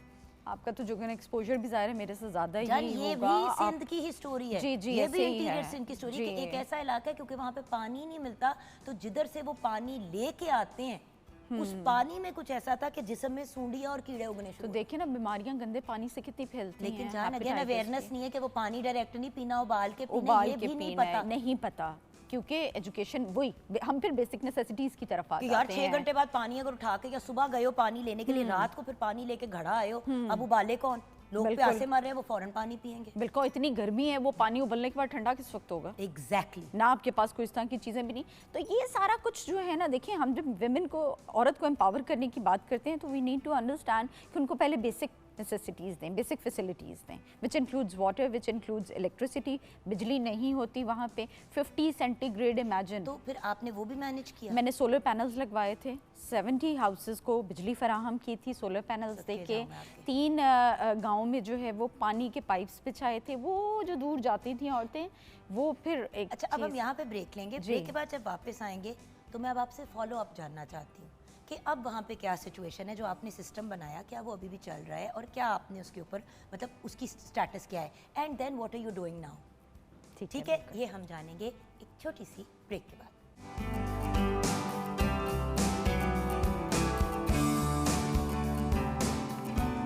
Welcome back from the break viewers. हमारे साथ federal ministry of IT and telecom की vice president of HR, administration and social welfare की जो बेसिकली वाइस प्रेसिडेंट है, वो हमारे साथ हैं, आतिफा एहसान। इन्होंने बहुत से काम ऑन अ पर्सनल लेवल किए। वैसे मतलब ये इनका टाइटल है, लेकिन what I wanted to talk to her about was कि देखिए, आप कॉर्पोरेट सेक्टर में, गवर्नमेंट सेक्टर में कहीं पे भी काम कर सकते हैं, लेकिन आप अपना पर्सनल हिस्सा भी डाल सकते हैं, जैसे कि मैम डाल रही हैं। इसीलिए मैं इनकी पर्सनल चीज़ों की बात कर रही हूँ। देखिए, सच्ची बात तो ये है कि अगर आप ministry of IT and telecom की बात करें तो बहुत अच्छे और बहुत ब्रिलियंट काम कर रहे हैं, बिल्कुल, और बहुत सी चीज़ें कर रहे हैं टू एम्पावर पीपल। बिल्कुल। बट क्योंकि मैं ख़वातीन और रूरल एरियाज़ की स्पेसिफिकली बात करना चाहती हूँ, और मैम का ऑन ग्राउंड इतना एक्सपीरियंस है, तो मैं ज़्यादा पर्सनलाइज जा रही हूँ। तो मुझे बताइए कि फिर आपने इंटीरियर सिंध में, अभी हमने व्यूअर्स ब्रेक से पहले बात की थी कि इंटीरियर सिंध में आपने कुछ ये चेंजेस लाने की कोशिश की। बिल्कुल। चीज़ तो बंदा कर देता है, फिर उसके बाद को 3 साल, 2 साल, 4 साल बाद, तो नाउ दैट आप इधर आ गई हैं जी। पंजाब साइड पे, उधर क्या सिचुएशन चल रही है? वो माशाल्लाह वोकेशनल सेंटर्स चल रहे हैं, उसमें बहुत सी फीमेल्स जो थी उनके बैजेस कंप्लीट हुए। वो वहाँ से क्योंकि एक इंस्ट्रक्टर होती थी जो सिखाती थी, उनको उस लेवल का सिखाती थी, प्रोफेशनल लेवल का, तो वो बैजेस कंप्लीट हुए, उन्होंने वो एम्पावर हुई माशाल्लाह। वो आज भी अपना कर रही होती हैं। बल्कि मैं आपको एक इंटरेस्टिंग चीज़ बताती हूँ कि मेरे साथ जब मैं वापस यहाँ पे आई, तकरीबन मुझे आए हुए 7 ईयर्स के मैं यहाँ आ गई हूँ, माशाल्लाह। तो मुझे जो 7 से भी बल्कि शायद ज़्यादा साल हो गए, मेरे साथ वहाँ पे पूरी एक फैमिली ने मूव किया जो अभी मेरे घर काम करते हैं। वो out of love they came after me, मैंने नहीं बुलाया मैं था किसी सदके को भी, तो वो पूरी फैमिली मेरे साथ पीछे आ गई। तो उनकी वजह से भी मुझे बहुत ज़्यादा वहाँ का पता चलता रहता है, क्योंकि वो तो उनका नेटिव इलाका है ना, टाउन, तो उनका आपको गाँव है, अपडेट्स मिलती रहती तो हैं। अपडेट्स मिलती और रहती कुछ हैं, ऊंच नीच हो तो आप उसको संभाल लेती हैं। संभाल लेती हैं। जिस तरह मुझे मेरे स्टूडेंट्स के, क्योंकि I started as a teacher, और मैं बड़ा उस चीज़ को फ़ख्र से सबको बताती हूँ कि मैंने एक उस्ताद के तौर पे शुरू किया था, फिर ज़िंदगी के नशेबो फराज मुझे यहाँ तक ले आए, यार अप्स एंड उस्ताद तो डाउन। वैसे ही आपके रूहानी माँ बाप होते हैं, और कोई बिल्कुल। आपको एक लफ्ज़ भी सिखा दे तो बिल्कुल वो आपका उस्ताद है। तो बिल्कुल। आपने क्या, आपने तो खुद भी सिखाया और आपने फिर लोगों को सिखाया कि लोगों- कैसे सिखाया। बिल्कुल। और मैं यहाँ पे जुगन एक इंटरेस्टिंग चीज़ आपको बताऊंगी कि जब मैंने वहाँ पे भी, मैं जब थी ढरकी में भी थी, तो वहाँ पे जिस कंपनी के साथ मैं एसोसिएटेड थी, ऑयल कंपनी, उनका अपना पूरा एजुकेशन सेटअप था, देयर आई वाज वर्किंग। तो मैं वहाँ पे उस वक्त काम करी थी, आज से 9-10 साल पहले। तो उनके उस एजुकेशन सेटअप में जब मैं कुछ सीनियर क्लासेस भी लेती थी, एडमिनिस्ट्रेशन में भी थी, तो उन बच्चों को एक 10th फेडरल का इंग्लिश का एक वो था, चैप्टर था चैरिटी। तो बच्चों ने मेरे साथ एक हमारी बॉन्डिंग बनी हुई थी कि वो कहते थे कि आप हमें बताएं, अदर देन बुक्स भी आप हमें थोड़ा मोटिवेशनल वो किया करें इंटरेक्शन, और हमें थोड़ा बताएं कि क्या। तो हम चैरिटी पे बात कर रहे थे, हुज़ूर सल्लल्लाहु अलैहि वसल्लम की ज़िंदगी के बारे में, सदक़े की अहमियत के बारे में था। तो देयर अब वी डिसाइडेड कि हम बाहर निकलते हैं, इस कॉलोनी से बाहर ज़िंदगी है जो एक रियल लाइफ है जो दुनिया वो कर रही है, और हमारे बच्चे बड़े प्रिविलेज्ड बच्चे हैं। मैं उन सबको लेकर गई वहाँ पे, वो एक आई ओपनर था उन सबके लिए, including myself, and then that journey of charity and social welfare started. वो बच्चे आज भी 10 साल के बाद भी मेरे साथ इन टच हैं, हमारा एक ग्रुप बना हुआ है, कहीं पे कोई हेल्प की ज़रूरत होती है इमीडिएटली दे कॉन्टैक्ट में, मैं यहाँ से फ़ंड्स भेजती हूँ पर्सनल कैपेसिटी में। तो मुझे अगले दिन मेरा एक स्टूडेंट बता रहा था कि मैम आपको याद है कि वो एक रेडी वाला था जिससे आपने बात की थी, और वो अपने बच्चे स्कूल में नहीं पढ़ाता था और आपने इमीडिएटली उसको फ़ीस के पैसे दिए थे, और उसके बाद हम उसकी वो करते रहे थे, किफ़ालत करते रहे थे मंथली। कहते मैडम वो बच्चे भी यूनिवर्सिटी में पहुंच गए हैं। हमें सदके माशाल्लाह। तो इतनी खुशी होती है, आपको मुबारकबाद देनी बनती है, क्योंकि वही thank वाली you. बात होती है ना कि लगता है कि बच्चे तो प्योर सबके सांझे होते हैं। बिल्कुल बिल्कुल। And it's one of those things कि आप, मैं हमेशा एक ही बात करती हूँ, अल्लाह मियाँ के साथ ना डील्स बनाती रहती हूँ। ब्यूटीफुल। तो मैंने अल्लाह मियाँ के साथ एक डील बनाई हुई है। मैंने कहा अल्लाह मियाँ, मैं अपनी जान का जोर लगा दूंगी, जितना भी मैं जिसके लिए जो कर सकती हूँ, सिर्फ प्लीज़ उसके सदके मेरे बच्चों को अपने हिफ्ज़-ओ-मान में रखना इंशाल्लाह और उनको अच्छा इंसान बना देना। बिल्कुल। मैं कभी भी ये नहीं कहती मेरे बच्चों को अरबपति बना दें, खरबपति बना दें, अच्छा उनको इंसान बदतमीज बना दें। अच्छे इंसान बन जाएंगे तो जान कुछ बन झोंपड़ी जाएंगे। में भी खुश रहेंगे। हाँ, सब कुछ बन जाएंगे, अच्छे इंसान बन जाएंगे। तो दिस इज ब्यूटीफुल So, माशाल्लाह। sweetheart, अब आप क्या कर रहे हो? अब ये कर रही हूँ। और लोगों को क्या एडवाइस दोगी आप कि वो किस तरह लोगों को एम्पावर करें? क्योंकि देखिए जो अगर टीवी देख रहा है ना, तो बिल्कुल। टीवी तो उसके घर में है, बिल्कुल। तो यानी कि वो भी इस पोजीशन में है बिल्कुल। कि थोड़ा बहुत एम्पावर कर सकता है वो किसी बिल्कुल। ना किसी को। हर बंदा हिस्सा डाल सकता है। पार्लर में काम करने वाली बच्ची एक और किसी बाहर बच्ची को पार्लर का काम सिखा सकती है। बिल्कुल ऐसे चाहे ही उस है। बच्ची की पार्लर के अंदर 15,000 ही तनख्वाह हो, बिल्कुल। जो बाय द वे इलीगल है व्यूअर्स। एक सर्टेन Minimum wage अब, किसी हाँ। को हायर करना इज इलीगल। और ये लोग जो सैलॉन्स में और डिफरेंट क्लिनिक्स वगैरह में ये हरकतें कर रहे हैं ना व्यूअर्स, मैं आपको इतना बता दूं कि बड़ा बुरा क्रैकडाउन आने वाला है आप सबके ऊपर। तो प्लीज़ 15-15 हज़ार 10-10 हज़ार रुपए पे फुल टाइम एम्प्लॉइज नहीं रख सकते आप।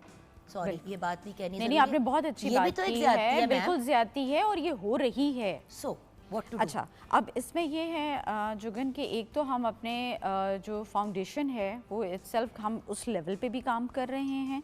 जैसे हमने औरंगी में ऑल गर्ल्स स्कूल अडॉप्ट किया है गवर्नमेंट से, दैट्स ऑल गर्ल्स स्कूल। आपको पता है औरंगी टाउन जो है कराची का, वो यूएन के अकॉर्डिंग एशिया का मोस्ट अंडर सर्व्ड एरिया है। हमने वहाँ पे अडॉप्ट किया है बच्चियों का स्कूल। उधर हमने अपने state of the art digital lab, IT lab setup की है। ये मैं इदारे के लेवल पे भी आपको How बता रही amazing. हूँ जी। और हम उनको सिखा रहे हैं कोडिंग। मेरी जान, उस you are coding- the vice president, आपका एक उसमें बहुत बड़ा रोल है। You know, being in the position that you are in, being vice president of HR, administration, social welfare, आप स्पेयर हेड कर रही हो तो हो रहा है ना। और बिल्कुल, आपकी बस team- वो बड़ों से जो एक विजन आ रहा होता है फिर हम जैसे भी कंट्रीब्यूट बीच में कर ही लेते हैं। बिल्कुल। तो उसमें ये कि कोडिंग उन बच्चियों को सिखा रहे हैं और वो कोड्स AI जो भी? हैं एआई, बिल्कुल एआई पे एस्ट्रोनॉमी लैब्स हमने सेटअप की हैं अपने स्कूल्स में। Bye the way telecom foundation has 15 schools nation wide plus hospitals, और वो मेरे ही अंडर हैं। साथ उनके एचआर मैं देख रही हूँ फाउंडेशन का, और एडमिनिस्ट्रेशन देख रही How हूँ। wonderful! तो हमने उन बच्चियों के लिए, मैं ख़ास तौर पे इस वक्त बच्चियों की बात कर रही हूँ कि वो हमारा ऑल गर्ल्स स्कूल है औरंगी में, गवर्नमेंट स्कूल है, बड़े डिप्रेटेड कंडीशन में था। हमने उसको अडॉप्ट किया, हमने उसमें आईटी लैब सेटअप की, एस्ट्रोनॉमी लैब सेटअप की, डिजिटल लैब सेटअप की, एआई करिकुलम इंट्रोड्यूस करवा रहे हैं। वहाँ पे कोडिंग स्टार्ट हो चुकी है। यार अनम, हमारे पास तो ये कख नहीं था, हम तो प्राइवेट स्कूलों के पढ़े हुए हैं। हम जाके किसी खूह में छाल मार देते हैं। सही बात है। चलें आज चलते हैं। हांडी रोटी बना दी है? जी बिल्कुल, हांडी रोटी बना दी है। आज हमने बनाए अगर हैं- आप लोग, अगर हमारे माँ बाप ने हमें ऐसे वाले स्कूल में भेजा होता जैसे मैं हमने बनाया ना, तो आज हम हांडी रोटी और होस्टिंग ना कर रहे होते। हम कोई शायद हम रॉकेट साइंटिस्ट होते, एग्जैक्टली कोई साइंटिस्ट हमें होते नोबेल कोई- पीस प्राइज मिल रहा होता। अच्छा, तो फिर होस्टिंग कौन करता? होस्टिंग के लिए भी तो हमें कुछ चाहिए। Hosting is also very important. ना कसमें आजकल तो सबको हर ही कर रहा है, हर कोई कर रहा है होस्टिंग दुनिया का आसान तरीन काम जो है। सीजन लोग हैं वो पता चल जाते हैं। अच्छा, हाँ हर जान, कोई हो नहीं। गया सब? जी बिल्कुल, आज हमने बनाया है बेसिकली स्मोकी चिकन सीख कबाब बिरयानी, और इसको सर्व किया है सैलड और रायते के साथ। और रायते के साथ। Thank you.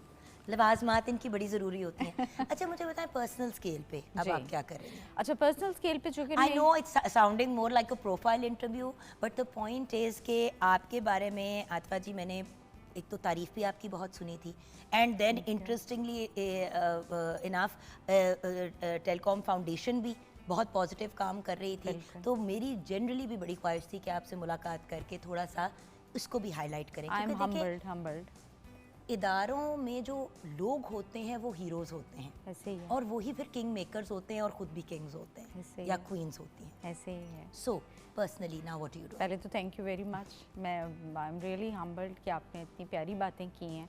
वैसे तो आप सारी बातें बहुत प्यारी करती हैं, लेकिन अभी ज़ाहिर है मैं बहुत थैंक्स फॉर दीज कॉम्प्लीमेंट्स। अभी मैं पर्सनल लेवल पे जो कि ये कर रही हूँ कि मुझे जितने लोग, क्योंकि मैं ये काम करती हूँ तो people contact me, people approach me, और मेरे पास इस तरह के केसेस आते हैं। जैसे अभी हम बात कर रहे थे, इससे पहले आप ही ने ये बात कही थी कि we do not have to give them fish every time, rather we have to teach them how to fish. तो this is the basic concept and basic idea of empowerment. Education पे काम कर रही हूँ अभी पर्सनल लेवल पे, ख़वातीन में, और जितने भी हमारे समझ लें कि अंडर प्रिविलेज क्लास है, not even in rural areas, क्योंकि आते तो मोस्टली वो रूरल एरिया से हैं यहाँ पे भी, तो जितने मेरे टच में हैं उनको ये एक अवेयरनेस कैंपेन है जो हमने चलाई हुई है अपने, मैंने पर्सनल लेवल पे, कि वो ख़वातीन जो हैं तालीम के ऊपर बहुत फोकस करें, अपनी बच्चियों की तालीम पे फोकस करें। शादी करके घर से उनको निकाल देना और एक उसको बोझ की तरह ट्रीट करके दूसरे घर में शिफ्ट कर देना इज़ नॉट द सोल्यूशन। तो ये समझाने की हमें ज़रूरत है अपनी ख़वातीन को भी और अपने मर्दों को भी कि जस्ट लाइक फूड, कि बेटी को आप खुद बोझ बनाते हैं। जी हाँ, किस तरह कि आपने उस बच्ची को ना पढ़ाया, ना लिखाया, ना आपने उसको ज़िंदगी के साथ डील करना सिखाया। बेटे को 8 साल की उम्र में कहा है पुत्र फड़ जाके बाजार से दूध ले आओ, बिल्कुल बेटी को नहीं घर से बाहर निकलने दिया कि वो नहीं साथ जाएगी लेने के लिए।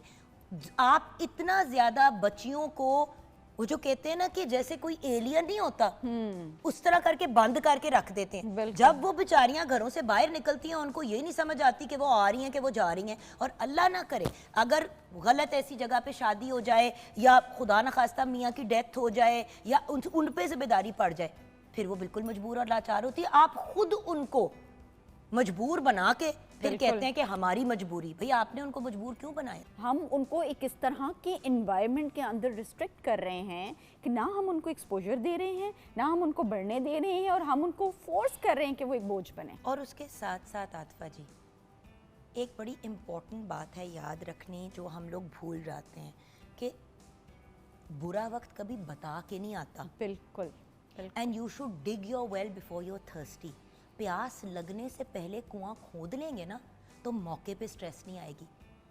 सॉरी व्यूअर्स, मर्दों को चाहिए शायद ये बात बुरी लगेगी, लेकिन एंड में बेटियां ही ख्याल रखती हैं माँ बाप का भी। ट्रू। चाहे वो अपना पेट काट के करें, चाहे वो अपना जेवर बेच दें, चाहे वो कुछ और कर दें।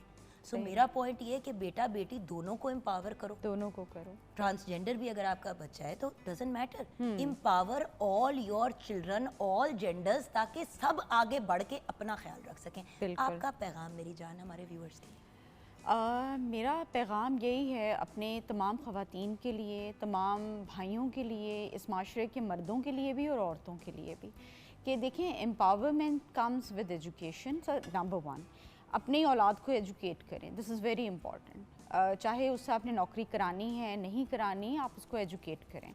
एजुकेशन जब आ जाएगी बच्ची के पास, वो अपने डिसीजंस, अपने फ़ैसले खुद करना शुरू कर देगी। और उसके बाद हर इंसान को अल्लाह ने एक गिफ्ट दिया। We all are gifted in so many different ways. अपने उस गिफ्ट को, अपने उस आपकी जो एक डिफरेंट सलाहियत है उसको आप समझें, उसको पहचानें और उसको ग्रूम करें। वो कुछ भी हो सकती है, इवन सिलाई कढ़ाई is not a bad thing. सिलाई से लेके, सिलाई मशीन से लेके AI में कोडिंग, प्रोग्रामिंग, औरतें चांद पे जा रही हैं, दुनिया कहाँ से कहाँ पहुँच गई है। अपनी औलाद को, अपनी बेटियों को एम्पावर करें, इसलिए क्योंकि पाकिस्तान की आधी आबादी ख़वातीन की है। आप इनमें तब्दीली लाएंगे, आपके मुल्क में तब्दीली आएगी। एक दूसरे को क्रिटिसाइज़ करना बहुत आसान है, लेकिन everyone should be accountable for what they do. और मैम मैं आपकी ही बात होप पे एक एडिशन करके, क्योंकि आपने बड़ी खूबसूरती से हमारा प्रोग्राम भी कंक्लूड कर दिया. So thank you so much for being there. It was an honour and a pleasure to get to know you Same better here, on this same here. Platform. Thank you so much chef Anam, आपका भी बहुत बहुत शुक्रिया. Programme के and में सिर्फ एक बात कहूँगी, क्योंकि मैंने भी बचपन से ये बात सुनी है, लोग क्या कहेंगे, हमारी इज्जत ख़राब हो जाएगी. तो जो लोग कह रहे हैं ना, उन्हें कहे आपके बिजली के बिल भी दे, आपकी गैस को भी प्रोवाइड करें, आपको खाना भी ला के दे. उन्हें कहे कि फिर वो सारी आसाइशें हमारी बेटी की आप पूरी कर दें, बिल्कुल. जो उसकी रिक्वायरमेंट्स हैं, उसकी ज़िंदगी की शुरुआत से लेके एंड तक हम उसको घर बैठा देते. आप सब कुछ उसका प्रोवाइड कर दें घर पे. तो जो लोग बोल रहे होते हैं ना, या तो उन्हें कहें कि फिर जिम्मेदारी उठाएं. जिम्मेदारी उन्होंने नहीं उठानी, सिर्फ तंग करना है. सिर्फ बोलना लोगों है. की बातें सुननी छोड़ दे व्यूअर्स. तालीम हासिल करने से किसी भी बाप की या माँ की इज्जत नहीं कम हुई. हाँ, जब बच्ची खुदा न खास्ता ऐसी सिचुएशन में हो जहाँ से उसके ससुराल वाले उसे घर से बाहर निकाल दे और माँ बाप भी इस पोजीशन में नहीं है उसको अपने पास रखे, तो बेइज्जती उस चीज़ की है. तो अगर खुदा न खास्ता बच्ची ऐसी पोजीशन में आती भी है, अगर वो पढ़ी लिखी होगी, उसको थोड़ा दुनियादारी के बारे में पता होगा, तो वो बोझ की जगह अपने माँ बाप का सबसे बड़ा सहारा बनेगी. अपना ख्याल रखिएगा, इसके बारे में सोचिएगा. खुदा हाफिज़.